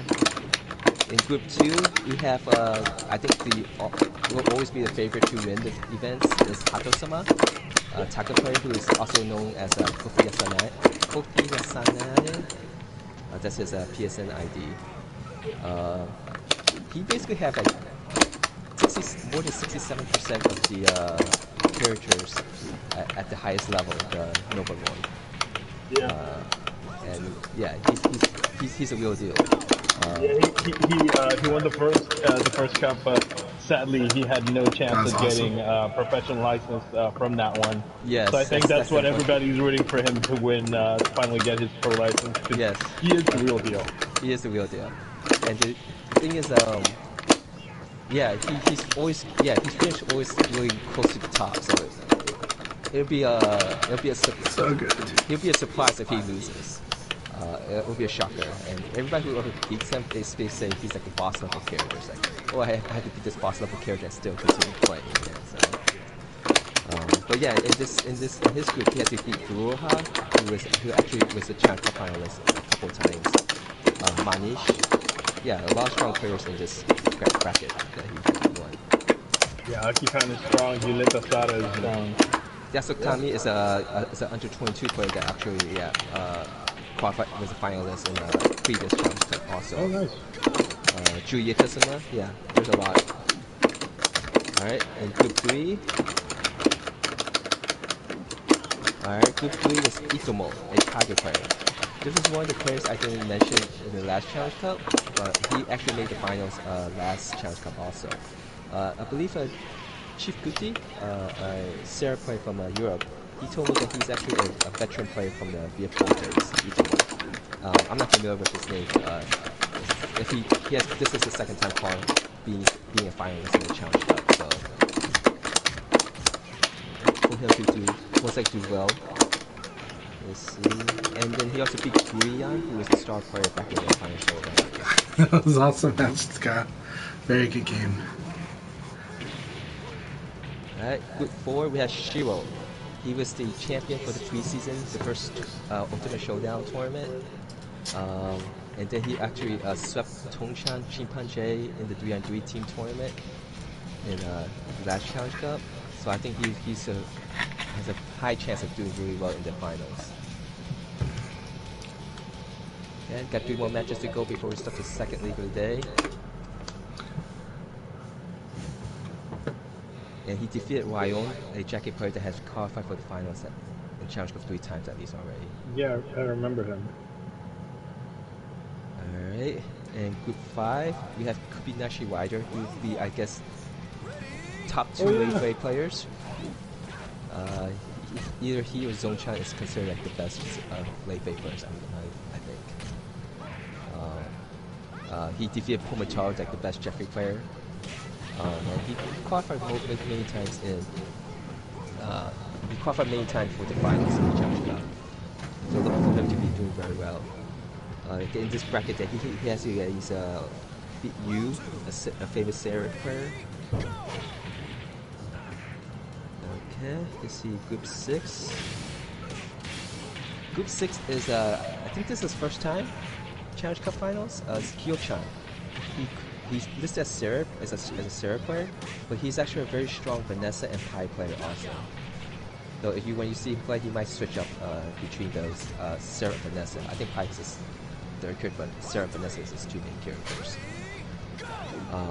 But some of you guys might remember Pivo Tetsu. Yeah, he was in the group. Yeah, he was playing in. He was living in North America for a while, but he moved back to Japan, so he was in this group. And Kyo-chan had to defeat Tane, a very strong Akira player from the Kansai region. Metsuru Yaki as well. Yes. They're under 22. Yeah, Metsuru Ryu is an under 22 player. Oh wow. Okay, let's see what group we're in. The Group 7 now. Alright, Group 7 is Chopper, a strong Leon player. I think this will be his second time qualifying for the Challenge Cups. We actually have quite a few Leon players qualified for the finals. That's a team this time. Last time it was Jackie. Yes, last time it was Jackie. This time we got 3 Leons. Yeah.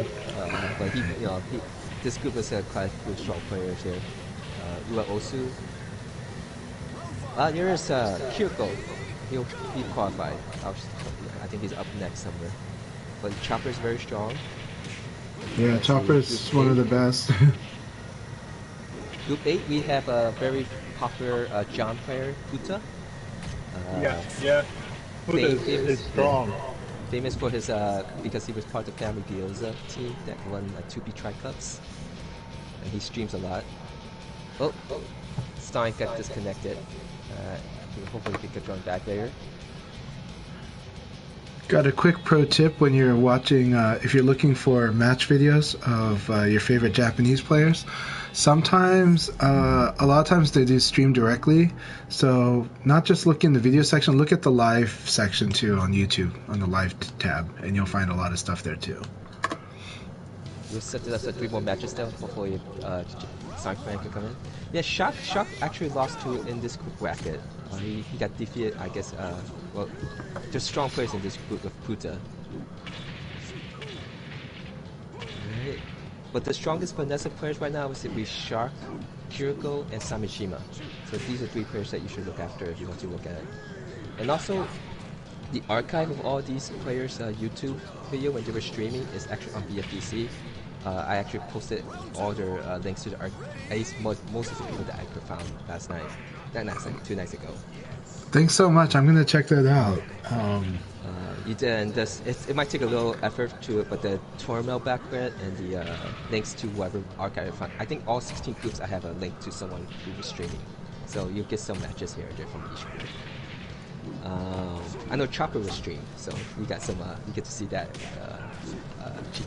Chanchai. All right, so Group 8 we got that. Group 9. Group 9 is Umechi. He has made it to Challenge Cup many times. Like this would be his 3rd or 4th one, I think. And it's an Eileen player, and he, I would not be surprised if he could be the top 2 player, Umechi. But he had to be against Shindo Jackie, a star player from back in the day, and Anton, another strong Akira player. And he's also going to be participating in the 3-on-3 team tournament.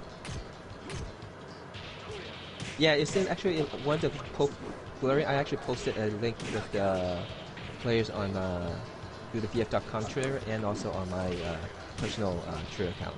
But I'll get the link up soon. It's in the front page of the news. Okay, we're on Group 10.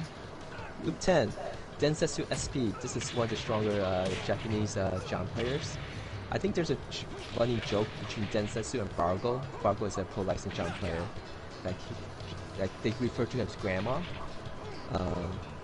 But he is qualified. He beat Osage, who qualified in finals last one, and Chibita, always a fan favorite. Alright, 2 more matches go before we go. Let me just hurry up and do this quickly. See if you can flow. Go ahead. Oh, sorry. Full Swing, former star player. Glad to see he's playing again. The Leon player. He won the Group 11. Full Swing is one of my favorite Leon players, but that's also because he plays a lot of the moves I do. So, yeah, he's an amazing Leon player. And Group 12 is the 3rd Leon player, Aki. He's always been a very strong Leon player, but you don't usually see him mentioned as much. Is Aki one of the younger ones now? Is he one of the newer generation players? Like, I've seen him play. He's been playing for a while though, at least 10 to 15 years or so. Okay, guess not. I'm not sure if we still consider that young or not. Yeah. But we would. Yeah. Well, we would, considering, you know. so yeah. You want to say what you want to talk about? No, nothing. I was just saying saying hi to somebody on my channel, and it just kind of worked out. That just kind of interrupted you, so I was apologizing. Okay. No, it's fine. It's fine. Okay, Group 13. I think this is what this is the strongest defensive Yogo Kage player. Yogo.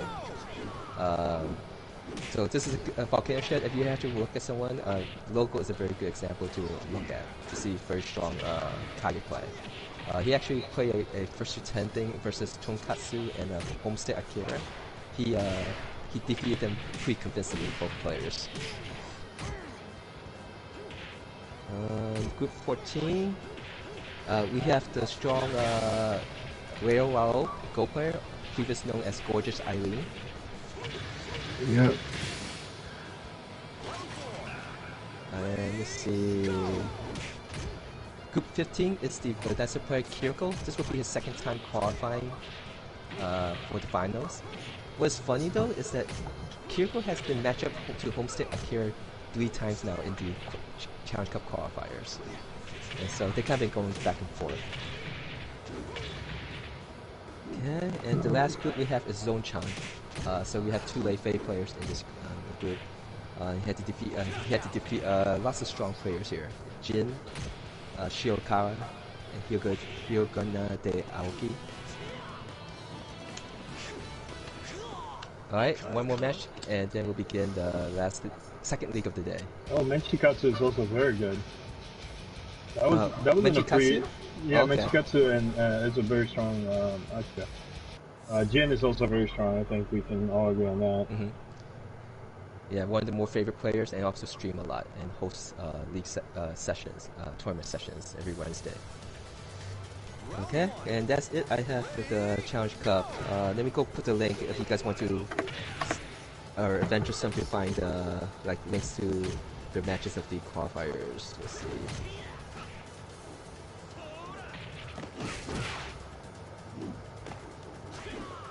There's a lot of text, but if you're try to look around, you might find something interesting to watch. Okay, and yeah, we'll start the next second league of the day after this match.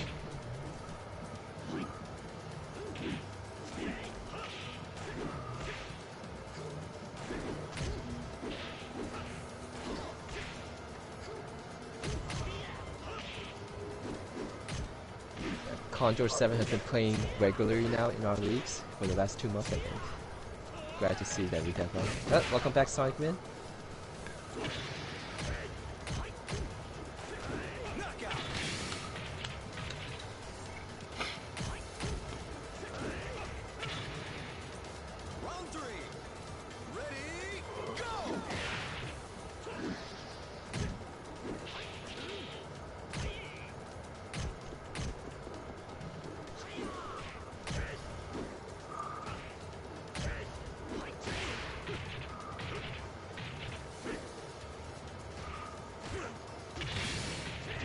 Yeah, but in the future streams, I'm hoping to like use these overlays more to help promote or make more aware events and news that's going on forward. So if you have something that you can information or Chanchai or Sessa, you have something that you want to mention during these news things, post me up a little early.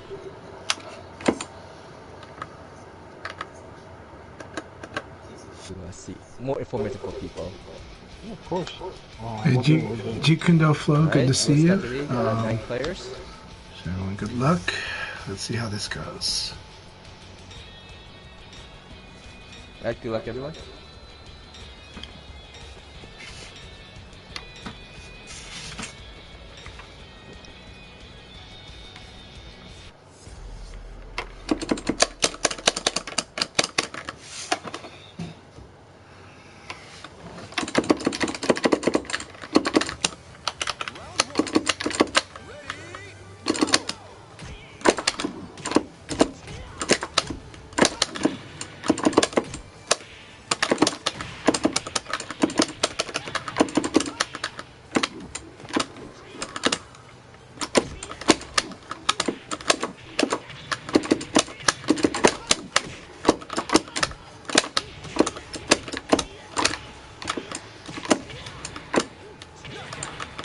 Nice. Good wall.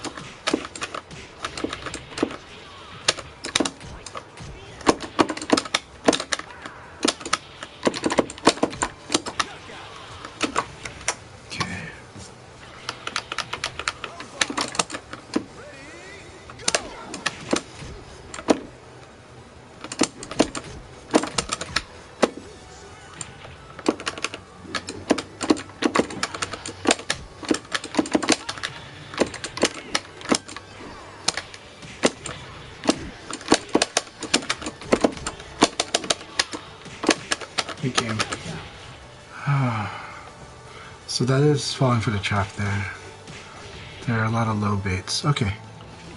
I can fight that. And then it's that patience thing. So it's good. Very good. But if I misread the range, I take a lot of damage. So I gotta make sure I read the range correctly. It's getting better. Getting better at that matchup. It's very good. Good game, Condor.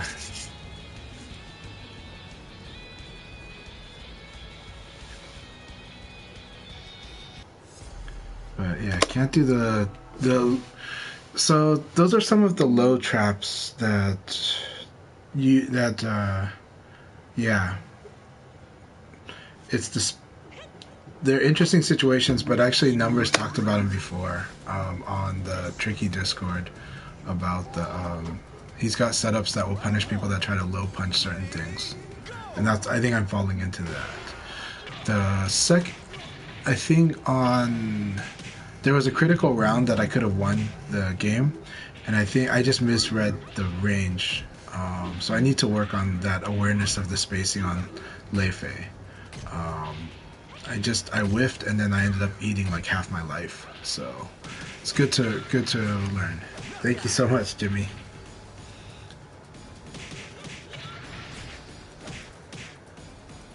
Round two. Ready, go!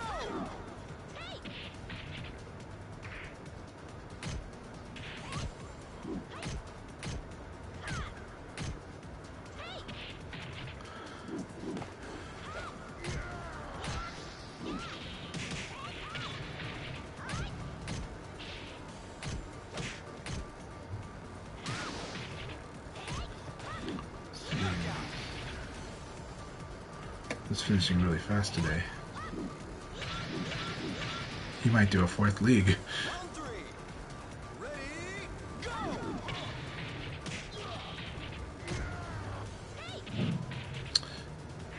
Okay, so lab those setups. I need to watch the video and lab those setups because I think those are low traps. I think it's sequences that look like a 2K or a low punch should work, and they don't.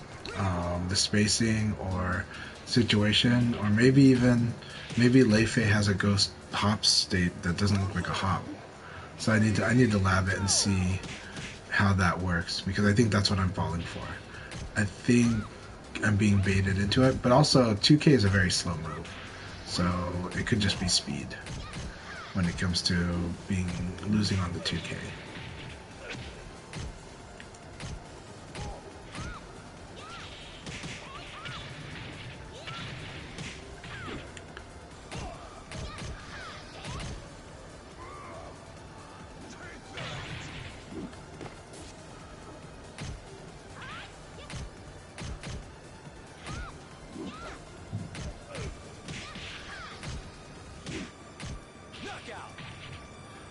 Alright, very good battle.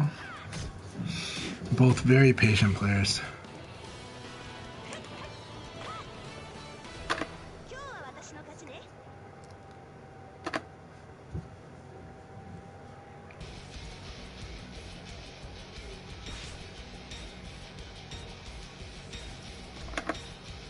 Alright. This will be a lot of fun. I always love fighting against Genesis Frenzy. They won against our last match in the tournament last week, so it's gonna be awesome. I beat them in the tournament the week before, and they beat me. So our matches are really, really fun.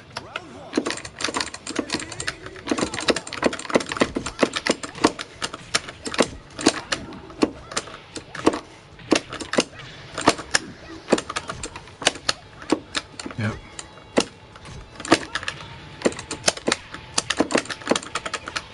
Yes. Alright, good. He's playing his very nice low. Very nice low.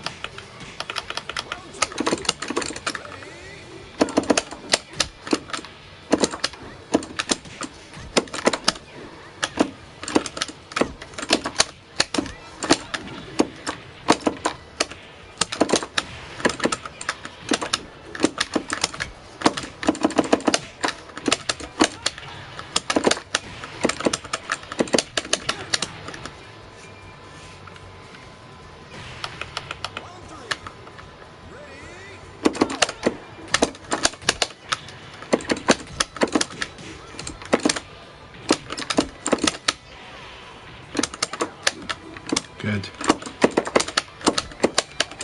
Good.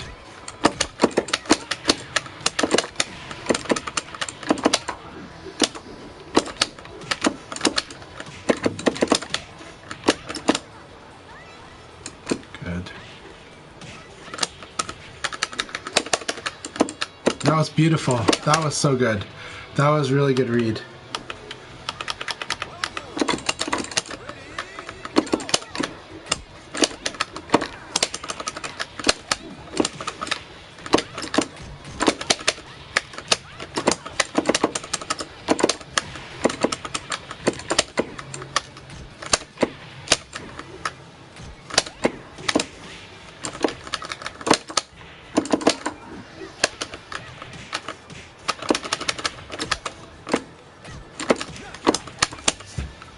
I thought I blocked that. That's good. Good game, Chanchai.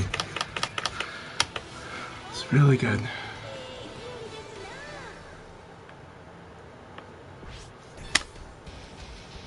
I really thought I blocked it, but that's okay.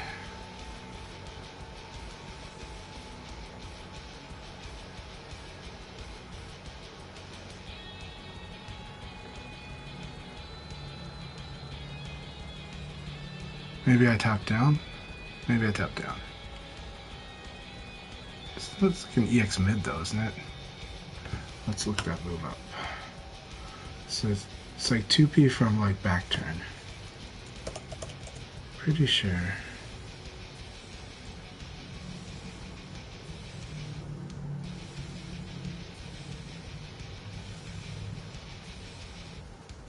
Oh, it's a low? Okay, I guess it's a low. It looks like a mid. Okay. Alright. So it's a true low. Holy cow. That explains a lot. That explains a lot.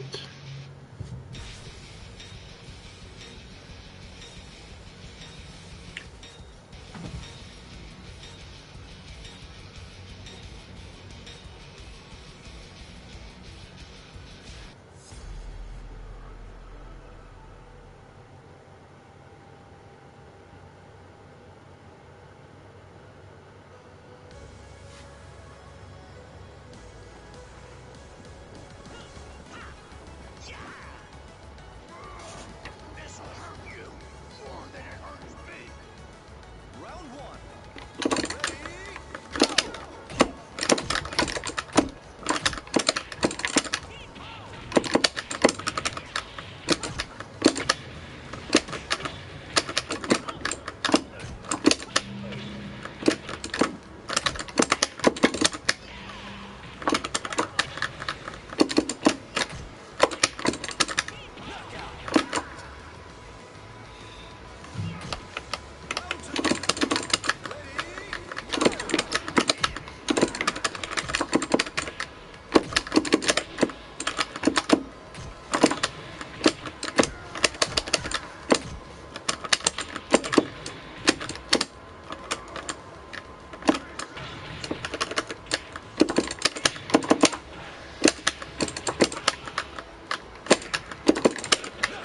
Very good, Space Time. Very good.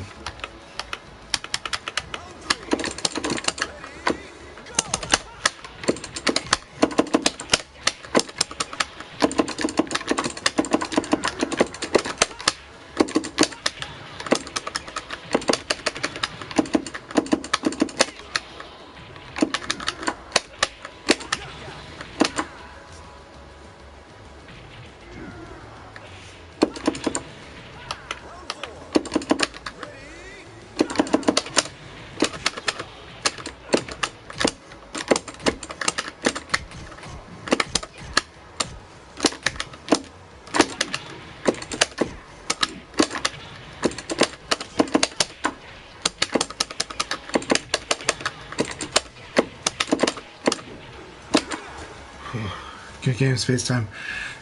I'm really glad that you're here, Space Time. Thanks so much.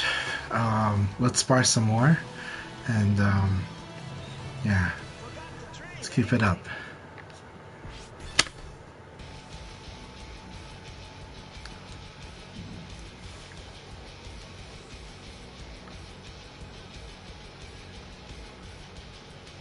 Okay, there'll be a fourth league. good.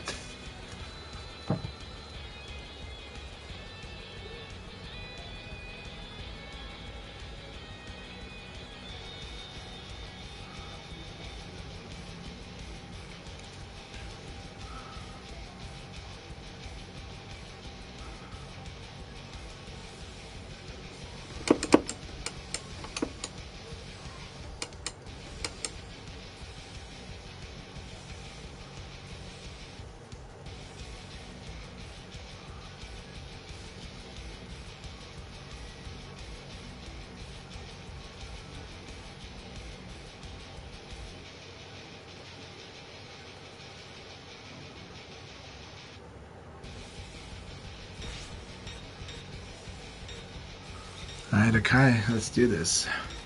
Akai is leading at 4-0 right now. That's awesome. Keep it up, Akai. I'm gonna do my best to take at least a game off you.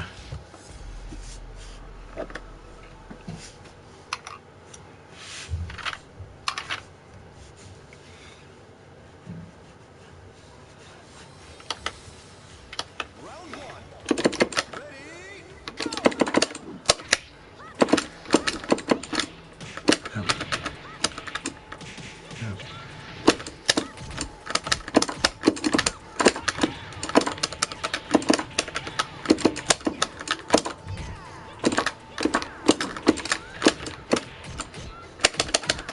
Oops, too slow. That was good. Alright, let's try to play a little. I need to play a little faster. I'm playing too slow.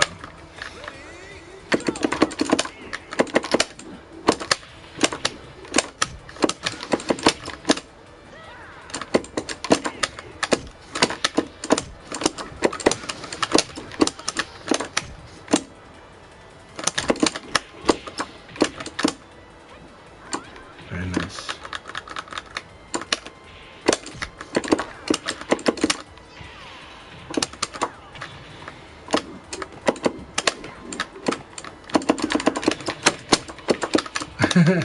I hit a button so it retracted. I hit a button so it tracked again. Trying to play defensively is hard against Akai.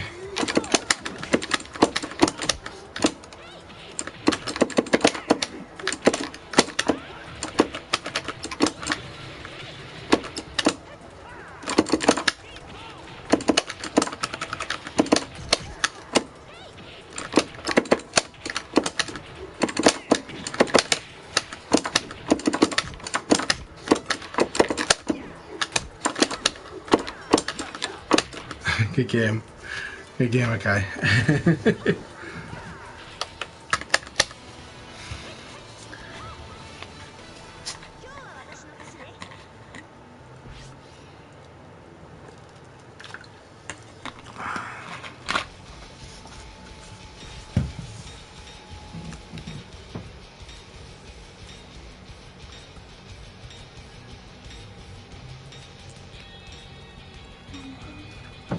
Yeah.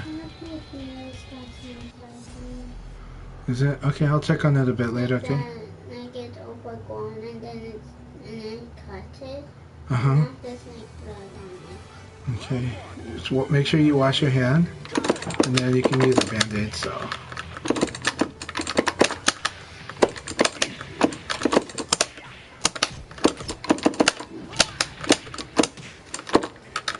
Good.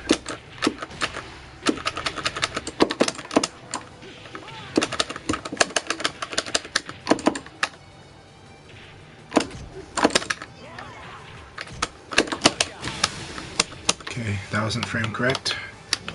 Got it.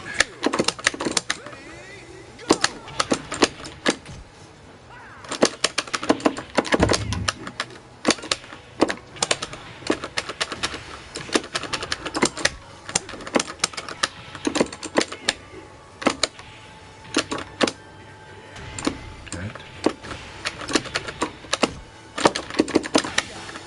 That was more frame correct, but okay.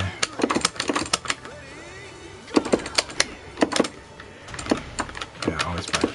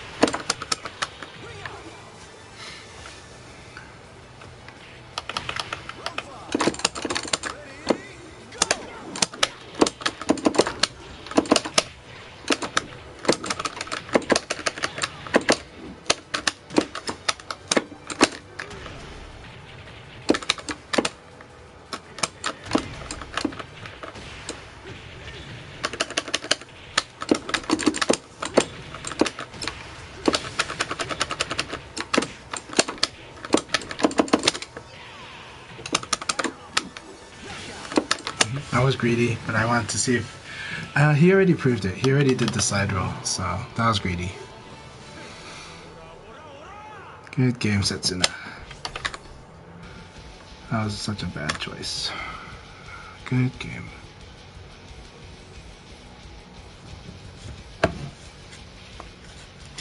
Just gotta play patient. It's just something I'm working on.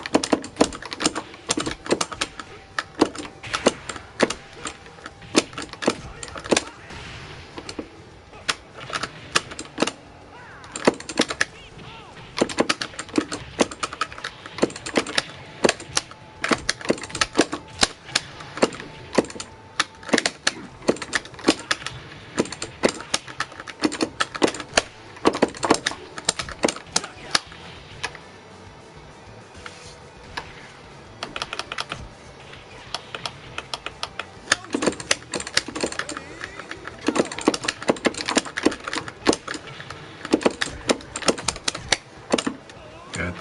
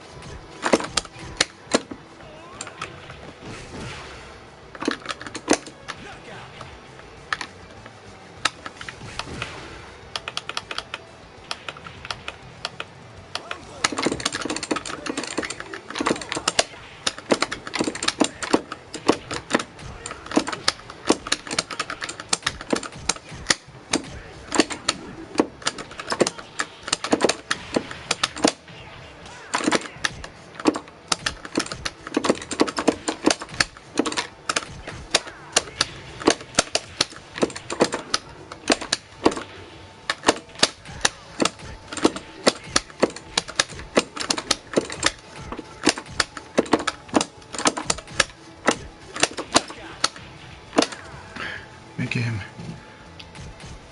Oh, he evaded to the front. Okay.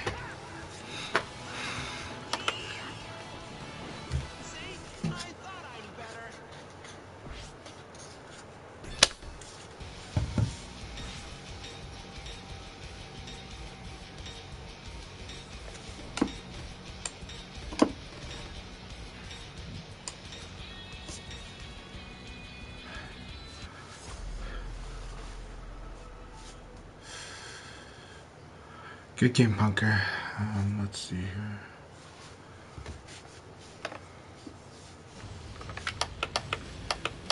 Round one. Ready?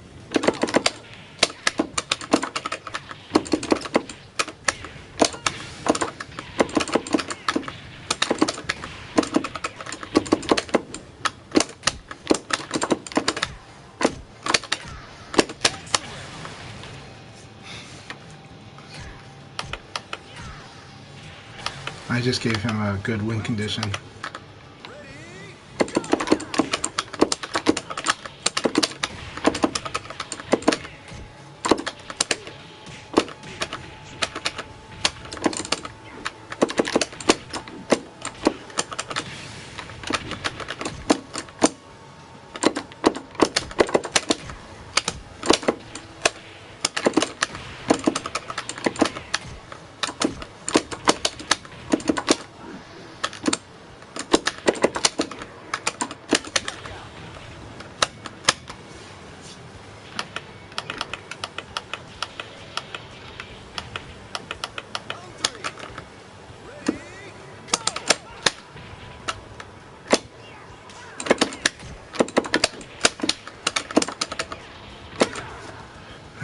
game, okay, I said.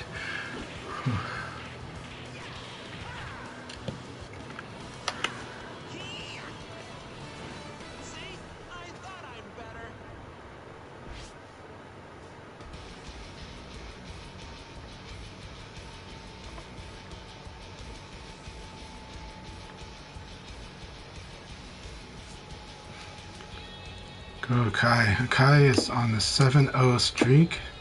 Yeah, Akai has got this in the bag, right? Go Akai. Hell yeah. Genesis Frenzy, though, might be able to win this all if Akai loses the next match against Condor. That's hard. I think it's going to be Akai first, and I think Genesis Chanchai will be second place, and then Setsuna. But no, Condor is actually in the points race lead. No. Well, for me, what I'm learning is that the problem with playing with a glossy display is when the sun comes out, like, I'm squinting a lot, and yeah, I don't know. I'm working on it, but it's good training. It's good training because in a tournament, you don't know what kind of display you play on, right? If they decide to bring out an arcade cabinet, but it's in a well-lit room, that's a different... Suddenly, that's, like, rough. So, but they're not. They're going to play on console, so hopefully the displays they use at EVO Japan will be matte. But you never know. Tournaments surprise you sometimes. Kyle, you and I, here we go. Let's do this. You were on fire on our last match. That was an awesome game, by the way, that we played. So, really good game, that last one. I enjoyed it a lot. Let's do this.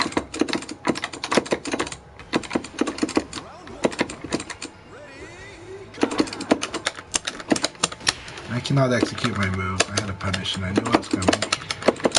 Gotta work on that.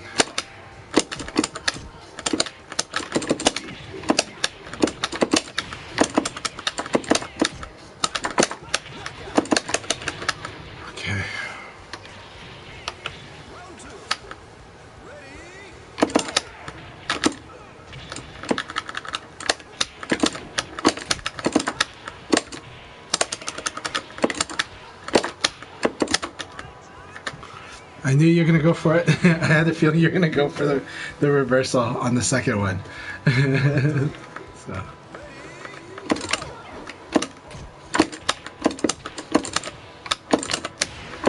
I sabaki too early.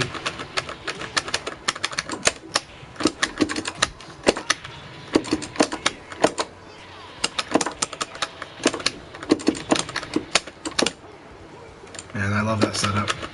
Good round. Love that setup.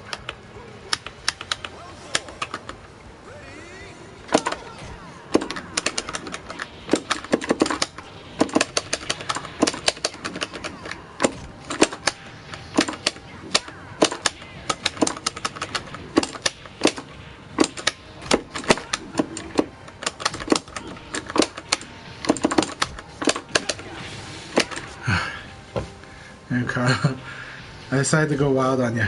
So, yeah.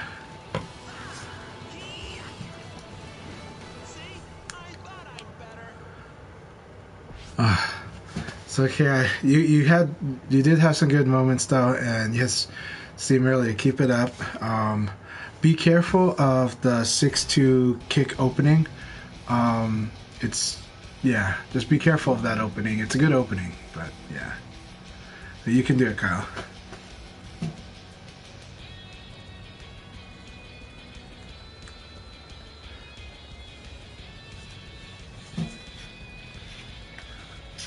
Alright, congratulations to Akai.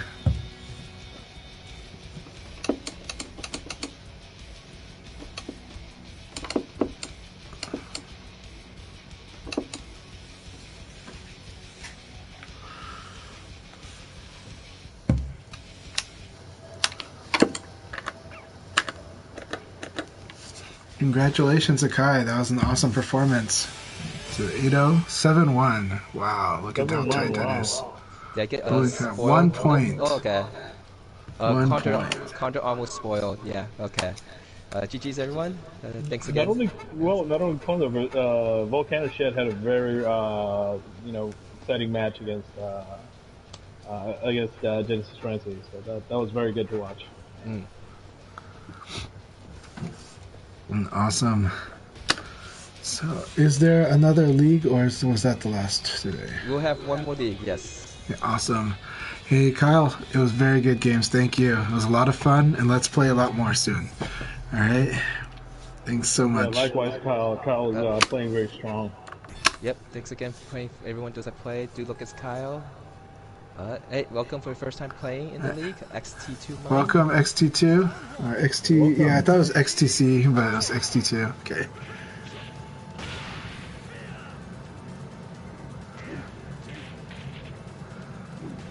Alright, thanks again for playing Genesis Frenzy. Hey, welcome. Genesis Frenzy, thank you. Welcome back. Good to have Kung Fu Hustle back here. Yeah. So for XT2 Mine, we'll basically there'll be I'll start the last league for the day after 5 matches after 5 matches. I'll be right back and then go check on my son. Okay.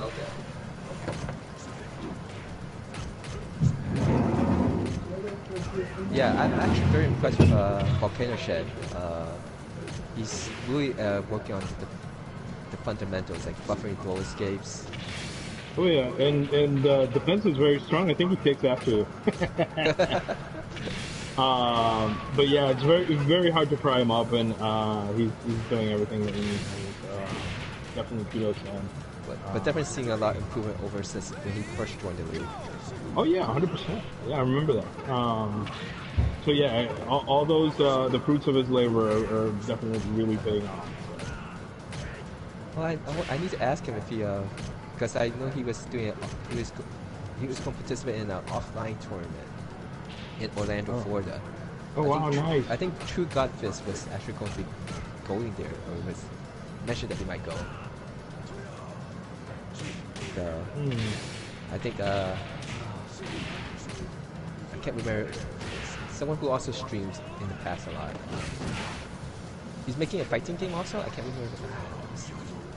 A drop kick. Drop kick.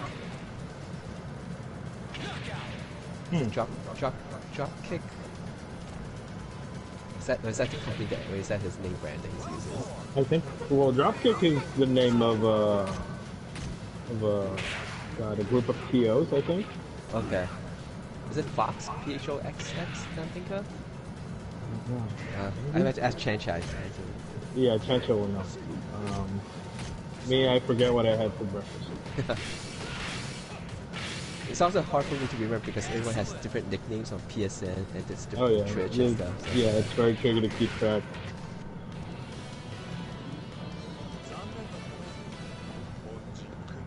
Alright, 4 more matches go before we start the last league. Oh, let me promote myself quick so that I could promote whatever I need to do. I think Chanchai is also on break. He didn't put himself on break. Yeah, his son. Shit. Yeah. Oh, I think he's the slide. I hear the slide door, so he must be back.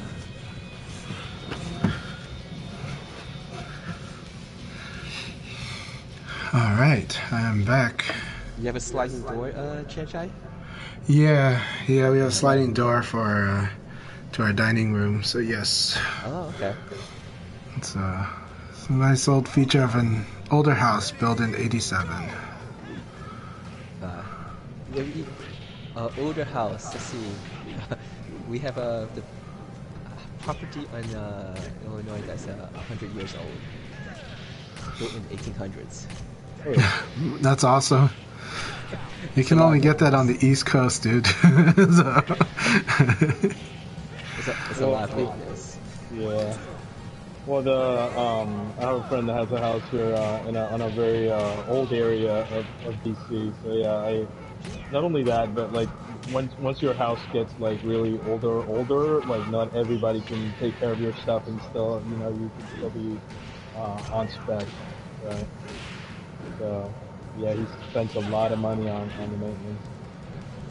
XC2 Mind, is he someone that we know from the VF5FS era? The way they talk talking about the dick punch, so, but also their skills here. So it's like, yeah. I just started hearing about that. That use the term like. Oh really? I did, yeah. Very common in Final Showdown and also Vanilla days. Like in VF5 Vanilla, a lot of I don't know, a lot of the people on the West Coast would just call it the dick punch. So, Okay. I mean, it doesn't look. It's not really aimed at the body, right? So. It's a knee punch. Nobody's like fully square forward, right? So, but yeah. Let's see where It's like this is the VF, the true no holds barred. Well, it's some Krav Maga stuff, you know. Yeah. Or I do think in the older VFs it felt like it actually punched like the thigh or the knee. Right. They actually like Vanilla VF5, the low punch, the animation was changed in Final Showdown. Was it? I just noticed like how they actually made quite a bit of animation differences from Vanilla VF5 for Final Showdown. It's just kind of, we just say it's an update, but there's actually a lot of differences. Yeah, there are. I would honestly say that they almost don't feel like the same game. Okay. Oh, they're not at all the same. They're so radically different. Your priorities are very different if you play vanilla. I mean, Throw Clash was really strange. It made the game really different. It's Throw Clash. It's also the spacing game. You still have this rules of combat, but it's got more of a VF4 movement kind of. Yeah. Well, not only that, but if you look at a screen, the scale of the characters is very different. Well, no. So about that, what I do like about that. Okay, so Final Showdown made everybody similar height, but that's why John and Sarah look like giants. But in VF5 Vanilla, they're actually all varying heights, and so. It's not just Blaze is the short one, right? Blaze is super short, but Sarah is actually not that tall either in vanilla. But when you play when you have Jeffrey versus Wolf, that's when the screen looks like Final Showdown. But then when you play Jeffrey versus Sarah, it's radically different. It's zoomed out. Yeah. So vanilla does that. Vanilla, the camera's different on the matchup. The height of the characters are very different. Leon is very short in vanilla. This game he's kind of tall, moderately tall. It's just that he's hunched over. So this game streamlined the character sizes, except for maybe Blaze a little. Yeah. Well, yeah. I mean, if you play Virtua Fighter 4 and Evo and Final Tune, they feel like the same game. It's not quite that much different. There's difference. It's all right, but its moves, it's certain. Yeah. So Evo and Final Tune are expansions of 4 for sure. However, VF5R is a radically redesign of VF, and then Final Showdown is a radically redesign of VF. All 3 VF5 games are different games. I actually consider I like thinking of VF5R as Virtua Fighter 6 and Virtua Fighter Final Showdown as 7. Because I do try to tell everybody they're very different games. The flow is different, and even VF5R is a very different game from this game. That's what I heard. I was talking to Mike, and we were saying I went back and tried to play VF5, vanilla VF5, and it's way too different from Final Showdown. That I just don't want to play it. Yeah. Well, so this is the thing, right? There was somebody recently. Hey, thanks for playing SF Punker.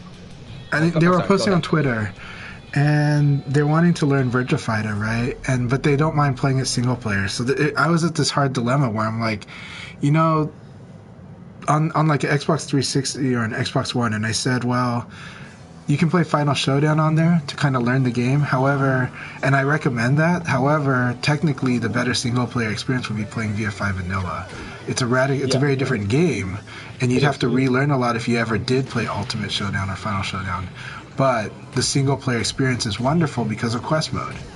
and it's still a wonderful game. It's just, but the reason I couldn't just outright recommend playing VF5 Vanilla was because the fact that it's just such a different game from Final Showdown, like mechanically. Like what your priorities are, what you should do is very different. You're gonna learn a lot of stuff. It's still VF, but it's a very different VF. Even the jab, the standard jab is different. So yeah, well, it's like throw is, so in VF your first punish is jab, and then it's throw after that, because jabs are 2 frames faster than throws. Because you had 12 frame throws, unless they were 0 frame throws, and then you have 10 frame jabs. It's very different. The 0 frame is distance dependent, or what is it dependent on? Basically, it's complicated, but one of the gists is if you set up a situation where like you whiff punish somebody with a throw, kind of, that's kind of like the similar conditions to where a throw will become a just frame. So like you do an attack and they crouch dash under and they throw you, and that's not exactly it, but that's kind of the situation. It's usually like a dash in and throw. And so you whiff punish them with like a dash throw, and suddenly the throw is 0 frame, which means that like normally I think there's like a 20 frame, like a 19 frame window to throw escape, and it's cut in half. Because now like the throw escape window is really tiny now, and it makes it so hard to do the throw escape. And this is already a game where multiple throw escape is, where you have to perfectly time throw escapes or time them within a small window. And you can do up to about 4 of them. But the directions there's 7 a character at most has about 7 directions of throw. Yeah, forward, back, down, forward, down, back, neutral. And up forward also. So Leon has up forward. Sarah has an up forward. Yeah, Sarah and Leon have up forward. Kage's doesn't count because Kage's up forward is a catch throw. We just have one more match to go before we start the last league, so any last minute people who want to join, password is 1218. But I can't remember correctly, but I thought that from somewhere I think the 0 frame glow, or why they added in, was because they had that glow clash. Yeah, it was a way to rebalance. It was a way to rebalance because of the throw clash. Like, to kind of give throws like, it was kind of a give and take thing, like VF always does. It's like, we will take with the throw clash and we will give with the 0 frame throw situation.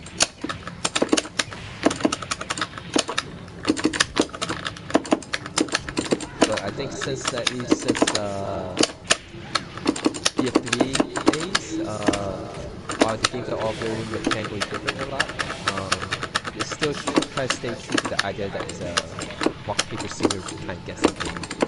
Well, I think that's kind of like the secret sauce, right? That's what Tecmo wanted to take when they got director Suzuki drunk and tried to steal the sauce, and he only gave them part of it.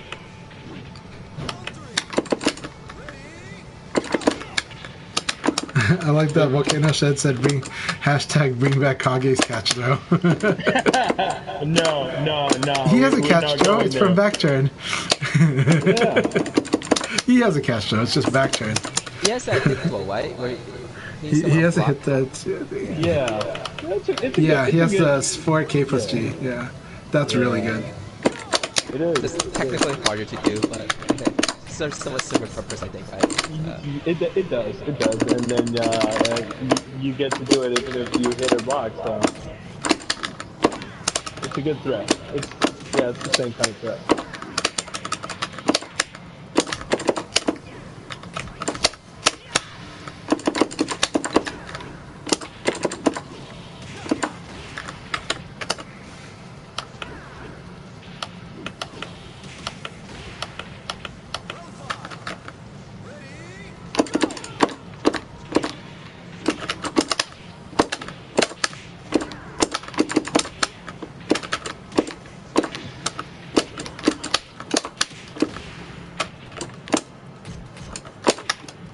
Nice, good game, Kakfaso.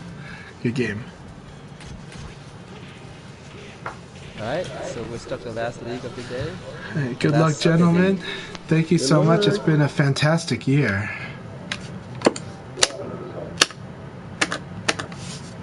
Yeah, I'll see you guys back after this one ends.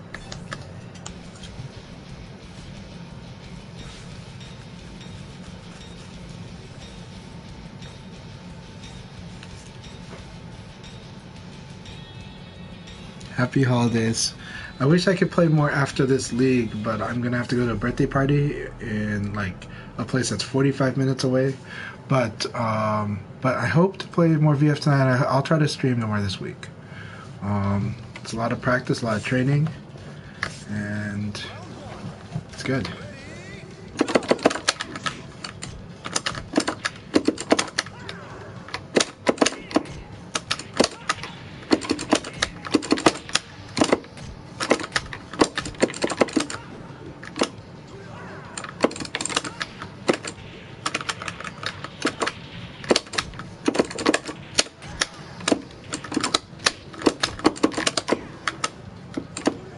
There you go.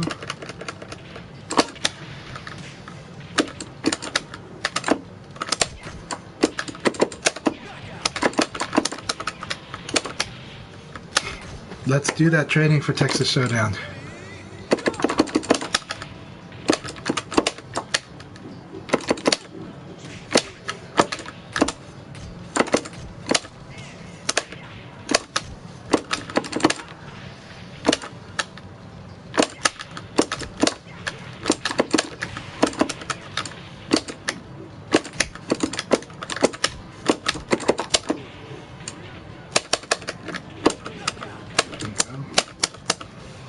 Okay, here we go.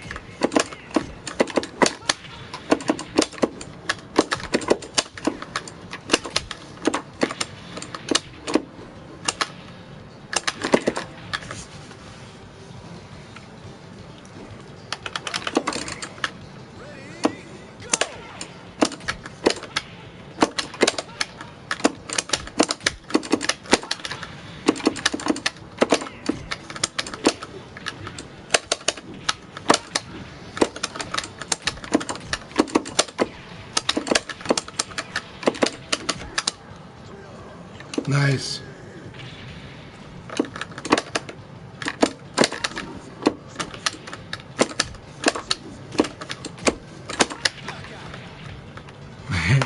Good game, Volcano.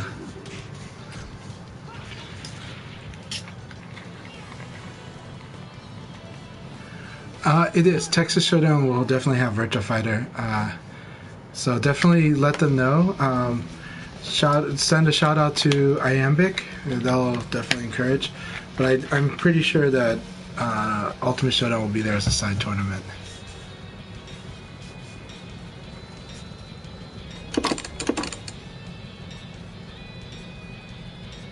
Last year had a good tournament.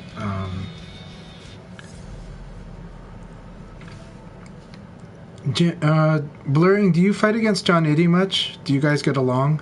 I know they also play Soul Calibur and Virtua Fighter and Tekken, I think, so.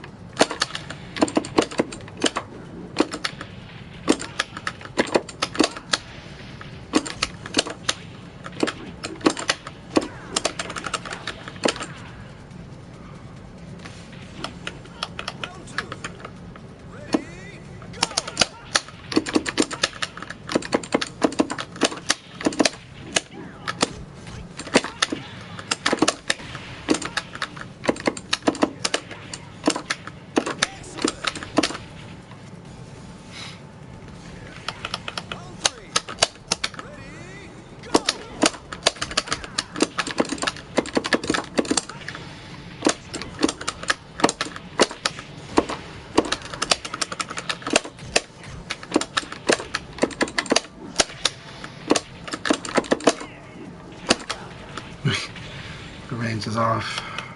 Okay, let's work on this.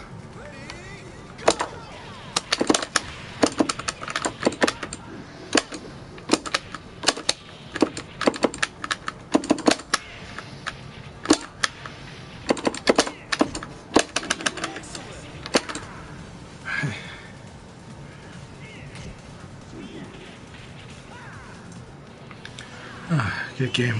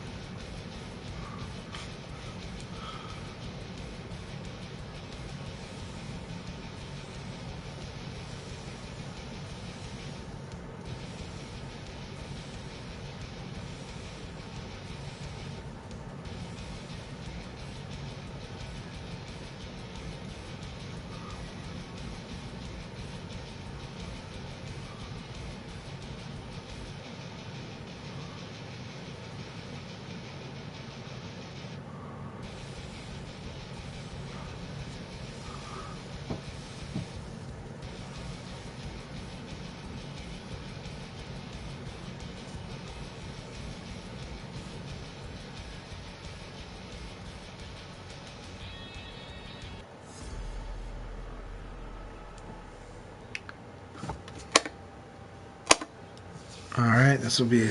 We've watched this match before. It'll be a fun match to watch, though. So, Volcano versus Condor. Let's see what you guys do. No, we watched Punker last time.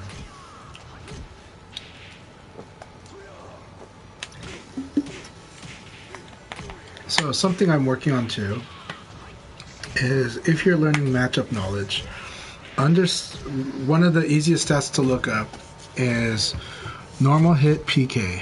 And this is important because PK is the most common guaranteed punish that people will do. So you want to know how minus you are after your opponent PKs you, and that will tell you a lot of times you could be -3 or you could be -4 or -5. If you're minus, or even -2.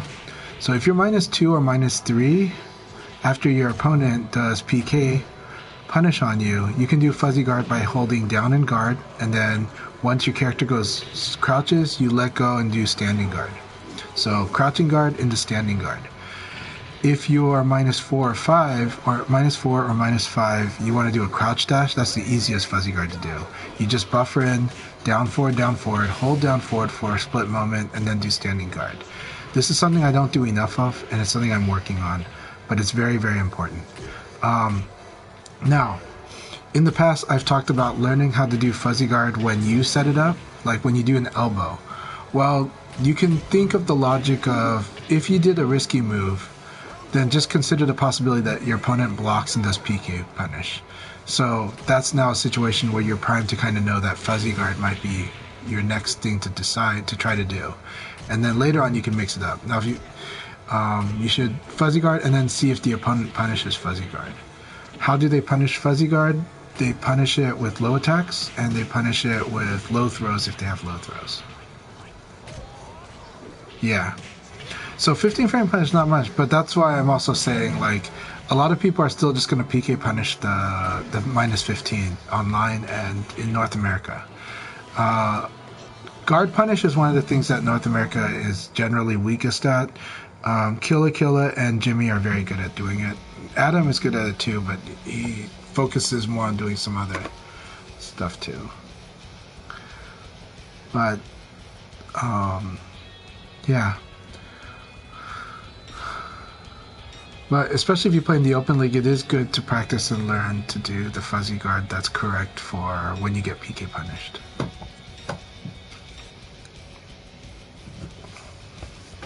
You'll be surprised how much stronger you get to from watching people that do it well do it. but also it's not the only thing to do. It's just once you're able to do it, you open up you open up more games, but good ones.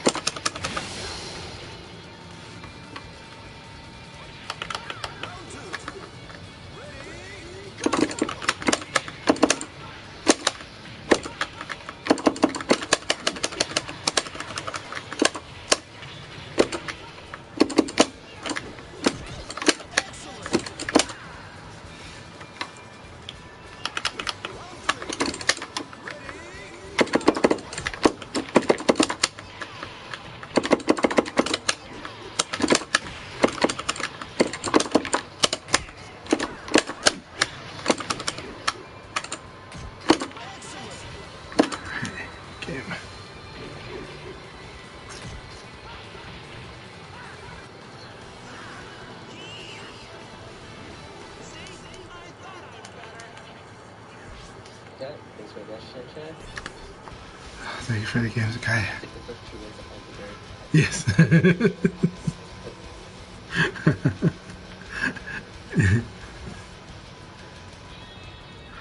Those first 2 wins you had against me, Akai, were inspiration for that for that game.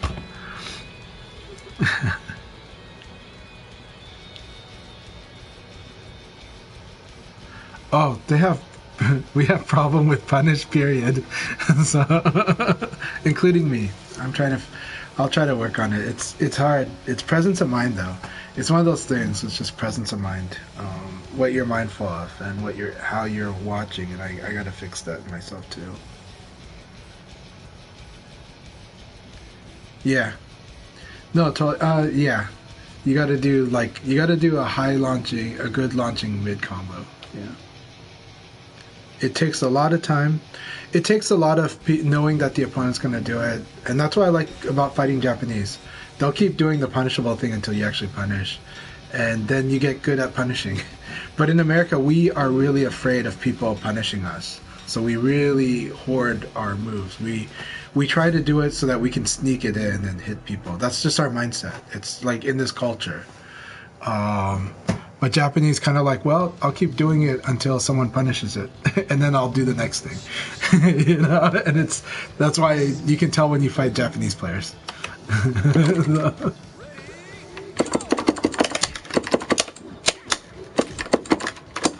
Nice, Jinx. Oh no, this happens offline too, Jimmy. Okay, that was down back. Okay, I tried to do down forward. Oh, that's so good.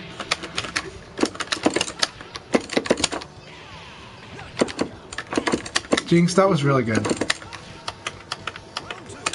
That's true too. The connection's a real thing, but I'm telling you, in North America, it's not about the connection. It's for a lot of people. I play a lot of offline, I'm just telling you.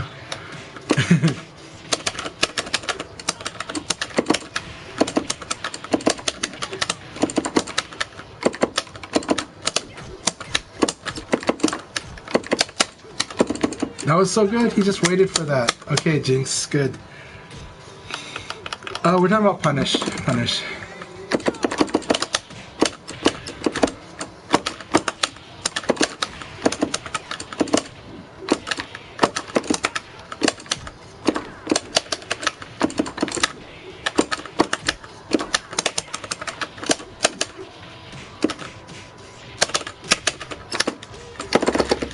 That was good. Jinx has got my game. Jinx, like, I can't play... If I play defensive against Jinx, I might lose. I'll probably lose for that reason alone. Jinx.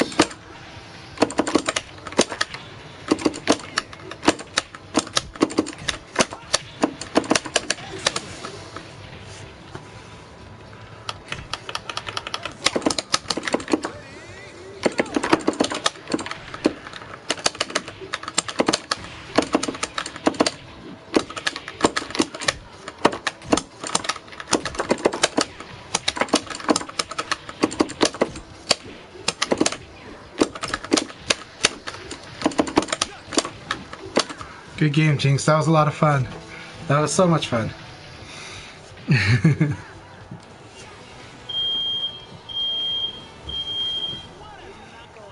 Smoke alarm went off. Hold on.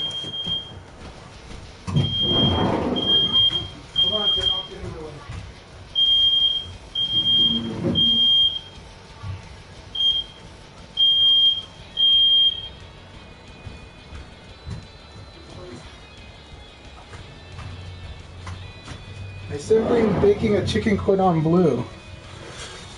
So I was baking a chicken cordon bleu for my kids, or two of them.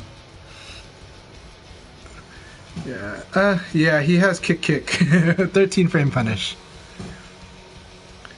No, Leon has kick, which is a 13 frame punish. It's not much. Leon's 15 frame punish is actually 3P plus K into PK, which is, it's pretty low damage, but it's punish, so it's good. 4K requires like a big hit guard stun for it to be working at minus 15, but it's effectively a 16 frame punisher. But yeah, so 3P plus K is his, the eye poke into PK is Leon's 15 frame punisher. Yeah, it's a big read, and you need a lot of hit stun. Like, Japanese won't do 4K on minus 15, they'll do it on minus 17. Because the input time, yeah. Yeah, even at plus 16 is really hard. Like Yosuke would tell me, don't even try 4K punish. It's like I said, it against maybe like a certain moves, but not many.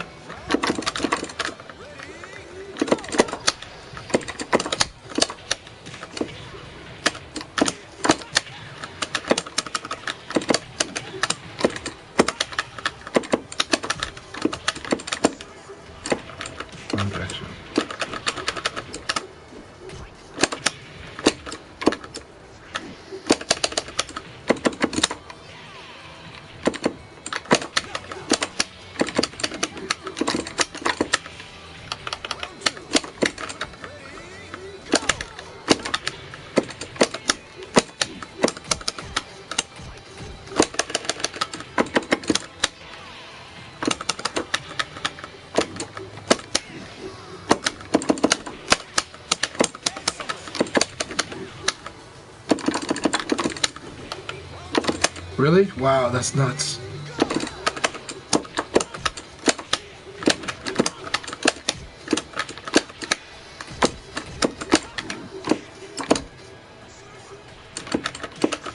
I see.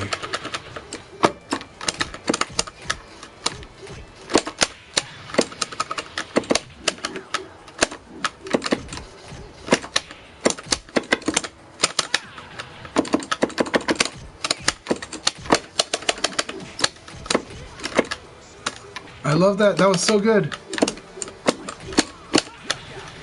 Yay. Good game, Condor. I got it. I got one against Condor.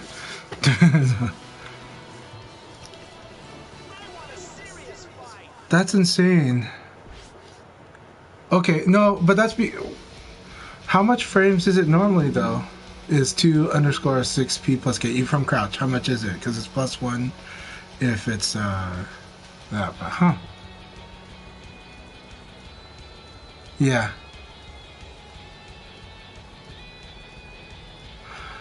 Jimmy, Paul, this is the 4th. This is the last one, and I have to go after this league, unfortunately. But I'm hoping to spar with you soon. We'll see. But I got to take my kids to a birthday party, to my nephew's birthday party. 15 frames, and they can do that move? Are they only doing it when blocking? If they do it from blocking, it's an easy punish. If it's low blocking, is it from low guard? If it's from low guard, that makes sense. Like low guard, 6P plus K is a very easy thing to do. High guard, different. But that would make sense because there's a lot of moves that, yeah. There's a lot of moves that are like minus a lot when blocked low. So yeah. Wow. Really? In theory? Wow. I gotta test that, because in theory that doesn't sound right. In theory, if it's a 15 frame attack and you have to crouch dash buffer, that's supposed to be a 16 frame move. That changes a lot of things for Blaze. We gotta test that out.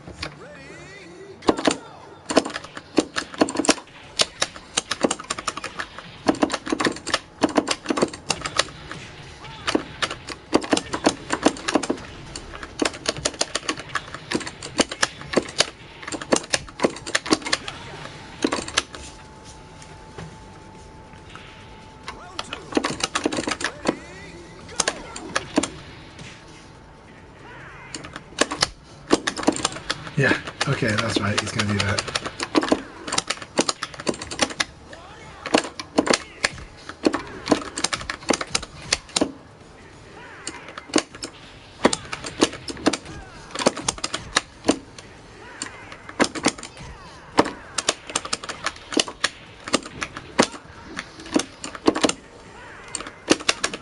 Yep, hop kick there. I was like, I know there's gonna be a hop kick after that, so. But for some reason, I still want to low.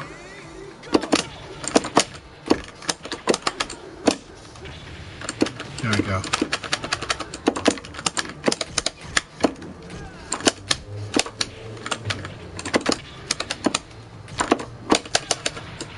Yep, I still want to low.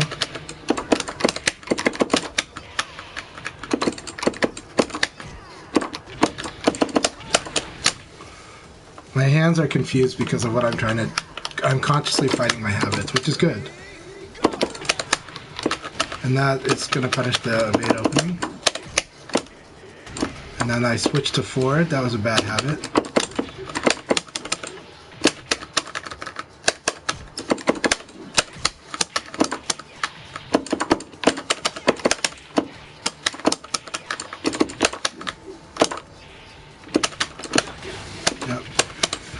So that was me, my unconscious fighting my conscious, because Setsuna is going to punish every one of my habits just from what he likes to do.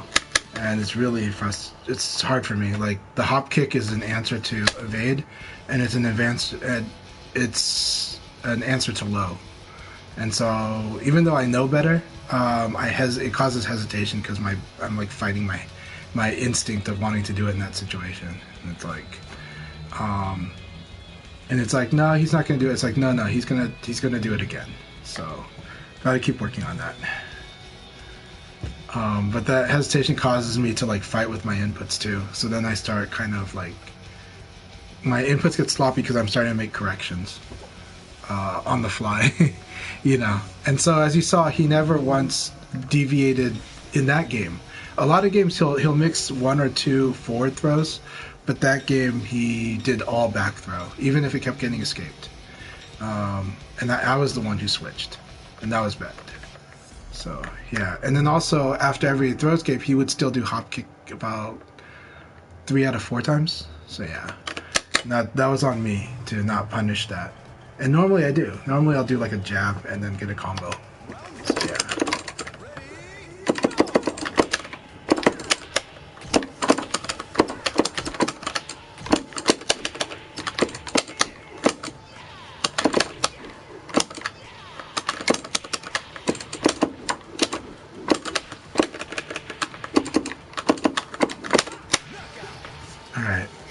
He might start low hunting now because I did so many lows that round. Let's watch and see.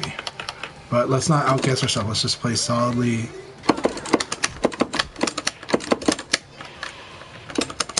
Can he? Nope. Okay.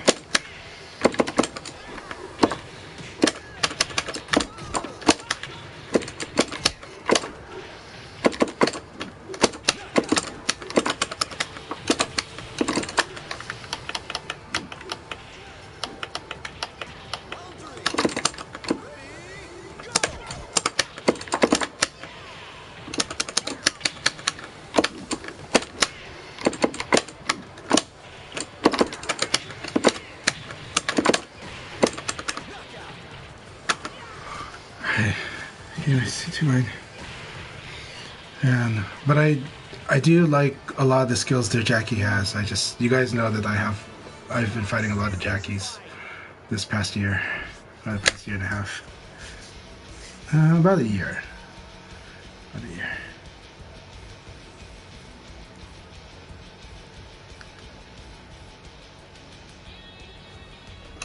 Alright, Setsuna's on a roll.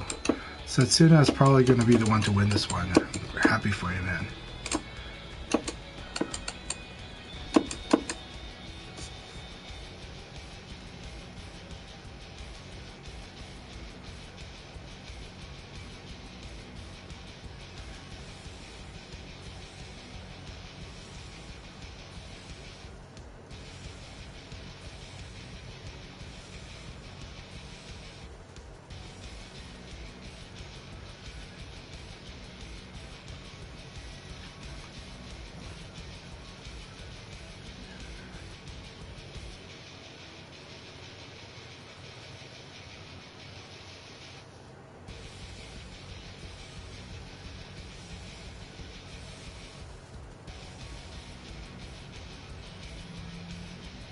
Alright, Setsuna is 7-0 now.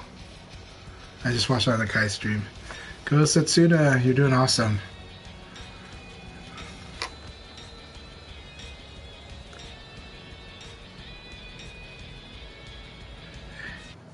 Good games, Volcano Shed.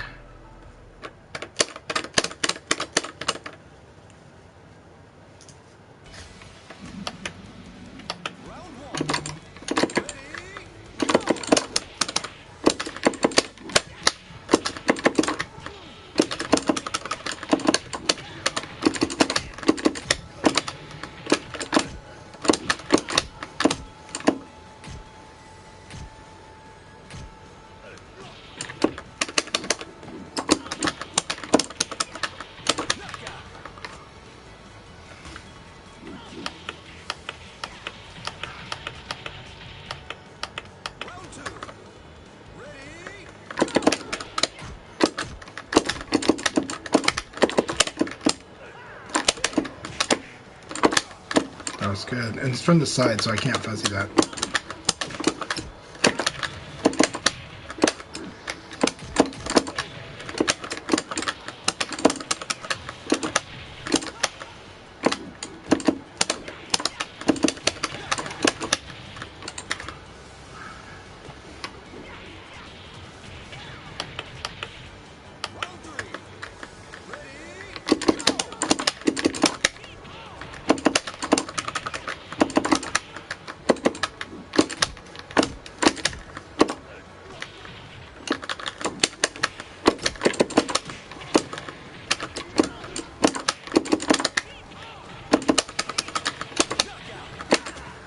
Good game, Space Time.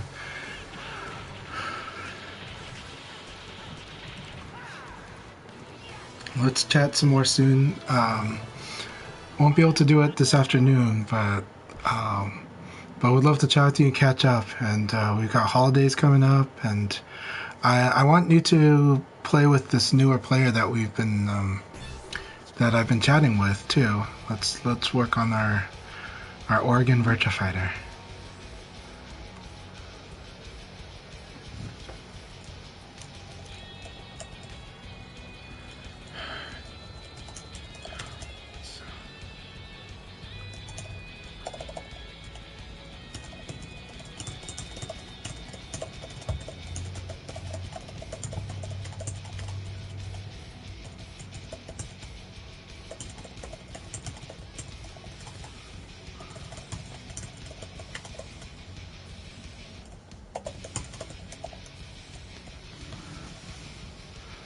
Awesome. Yeah, let's do it.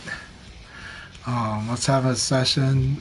We'll coordinate with Hellsap and with Chris and probably Jay as well. And I think it'll be a lot of fun. Maybe get Dennis out too. Not Dennis 021. It's my friend Dennis Harris. So, Setsuna, congratulations.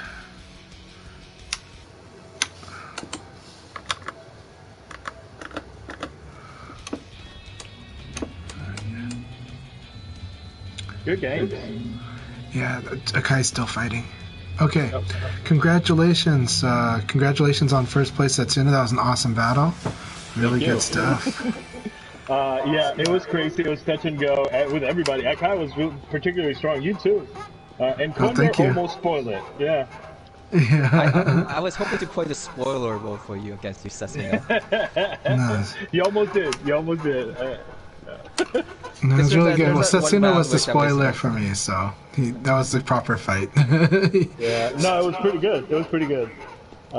Jesus. Yeah. But this was mainly thing though. This was a lot of fun. Happy holidays to everyone. Thanks so much. happy This is a holidays. wonderful year of Virtua Fighter. and You know, hopefully a lot more of to come. the new generation has really risen up. We've got this is the most competitive national scene I think we've had in a long time, and it's only getting better. So this is very exciting times. I love the VF that's happening now, as far as the level of skill and the development and people that are rising up and are learning, and we still have new people that are getting involved with the active scene. So let's keep that up in 2023, and we've got some big tournaments coming. If you're in Texas, Texas Showdown's coming up. Colorado would like to do an event, so if you're interested, let them know, because some of us are willing to travel for a Colorado event. I might try to travel for a New York event, and then it's EVO Japan for me in spring. Global Showdown's one to watch. The Japanese are very excited for that. Shiopan is the first person that was officially invited to go to that event. Nice. So we got an exciting 2023, and yeah, thank you everybody. All right. So I am going to go feed my kids their lunch. Oh, go ahead. Sorry. Oh no, go ahead. Yeah, definitely for your kids. Yeah. But I'm sorry. Go ahead. No, thank you so much, Akai. I want you to know this league has meant a lot to me. Thank you for inviting me to commentate with you, or to be a personality anyways on the stream. It's been a lot of fun, and it's made it good, and I hope my position on the boards is still really good. You know, but I don't think I won a single first place in this season. I had to miss quite a few of them, but the competition was fierce, and even today the competition was fierce. So I don't think I've won a single first place, maybe only one during this whole season. But the whole year at least I got a lot, so I can't complain. It's a lot of stuff to work on, and I'm gonna be doing a lot of early New Year's training before New Year's. Well, next year's new year, new season. So I'm hoping to continue improving this to make it more of a fun and a good experience for everyone. And again, appreciate you for helping out so much at Chanchai, and also Sesuna. So what I say is that I hope is now that I'm using OBS, one thing you guys know is for a long time trying to help make sure that everyone who participates is acknowledged. I used to make those images and weekly images for everybody. I have been slacking, but it was not because I have been slacking for other reasons. You're not slacking. You've just been busy. But there was the time where you guys might have remembered I made like a base card. Yeah, I remember. I think expect to see something like that on stream now. Nice. Instead of the weekly stuff, the weekly homages of everybody playing. Just if you participate in the league, you have something and some note or info on about you. Nice. Each stream. That's the idea. Hopefully it pans out. I don't know, Yeah. but It's much appreciated. I know it's a lot of work. It's got to be a lot of work. But yeah, definitely it's appreciated. I think at least it really motivates me to keep my game up, to keep playing. This is something that like I don't have kids yet, but like in my house it's a staple. Like my wife knows. She has her own, so we've traded. So yeah, sure. But yeah, very excited. This is definitely a great way to get new people to the game, and it's a very I think good environment for people to voice their concerns, to say like, yeah, I'm worried about this. This is not working for me, and usually there'll be somebody in here that'll be able to help them. Yeah, like all the people in chat, and even though if you don't participate, appreciate you chatting with everyone who's had questions and stuff on Of course. so that everyone's helping each other out, and letting people know when there's events and stuff. But all right, I think Chanchai said he's going to feed his kids. Are you still streaming a little bit? If so, I'll wait your channel, Chanchai. I don't think anyone else is doing it right now. Yeah, I feel bad for blurring because his his PlayStation Plus expired like during during the league. No. I don't know if I would have ever expected that. So. But he says it'll be back up next week. So. Yeah, he wasn't planning to play today, but he just participates as one shot. Not enough people for the single air. So definitely Florian I would not have met if I didn't hosted these sessions. And he's now I'll consider a core member of my the league. And so hopefully we'll get more people, and then those who take breaks or playing like an Elden Ring type of game, when you're finished, come back and play. Yeah, for sure. Alright, so happy holidays. I most likely might stream I might do another league on December 30th, or Friday evening. But the Sunday's league session will officially begin back on January 1st. Awesome.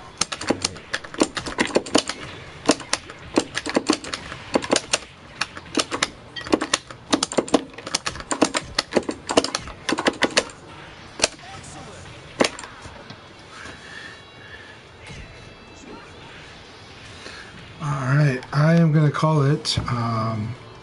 Let's see, but Volcano said it's always awesome. Let's train. Let's do some training. Get you sharper in the matchup and confident in your options. Well, I have to say, if Volcano Shed is still listening, like the first round I always play against him, he plays very, with a aggressive plan, and it works well. Because and then afterwards, I'm not sure. He usually plays a little bit more passive, or he's like rethinking certain things. But always the first round I play against him, he's very aggressive or very committed, and I think that's a very good way to play the game. I do think so too. Though against me, he's been very defensive because I think he's trying to figure out the matchup. Yeah, and so I think I'll probably take him into a workshop sometime so he can see like what his options, like where he has aggressive options, because that's what his Kage needs to do against. And Leon has a lot of opportunities which you guys know about, but I'll help him understand like simple stuff like if you block an uppercut, do Nitaku, but Kage's Nitaku is not so good, so it's one of those things where Kage is more about crushing, so that's okay too. Then it's like, okay, punish me for low punching, and Kage can do that. So we'll work it out, because I think Volcano Shed has so much good stuff in their game, and so and you see it again in a lot of the matches. So they're just trying to get a comfort zone with Leon. Yeah. Okay. All right. I'll talk to you guys some other time then. Right? Yeah, talk to you later.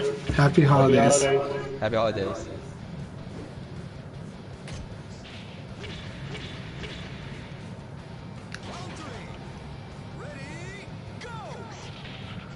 And Jimmy, thank you very much. Paul, thank you so much. I'm just reading your message.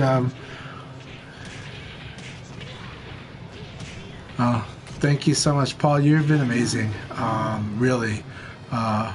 Also, Spacetime, thank you so much for your support. Always been wonderful, and wonderful part of our scene and part of my local scene. And also, we'll coordinate ahead of time regarding that, because I don't want to cause too much trouble for you, but we'll see what we can get going to. And maybe we can also find an excuse to do Salem, because I think that would be a lot of fun. So, all right, cheers.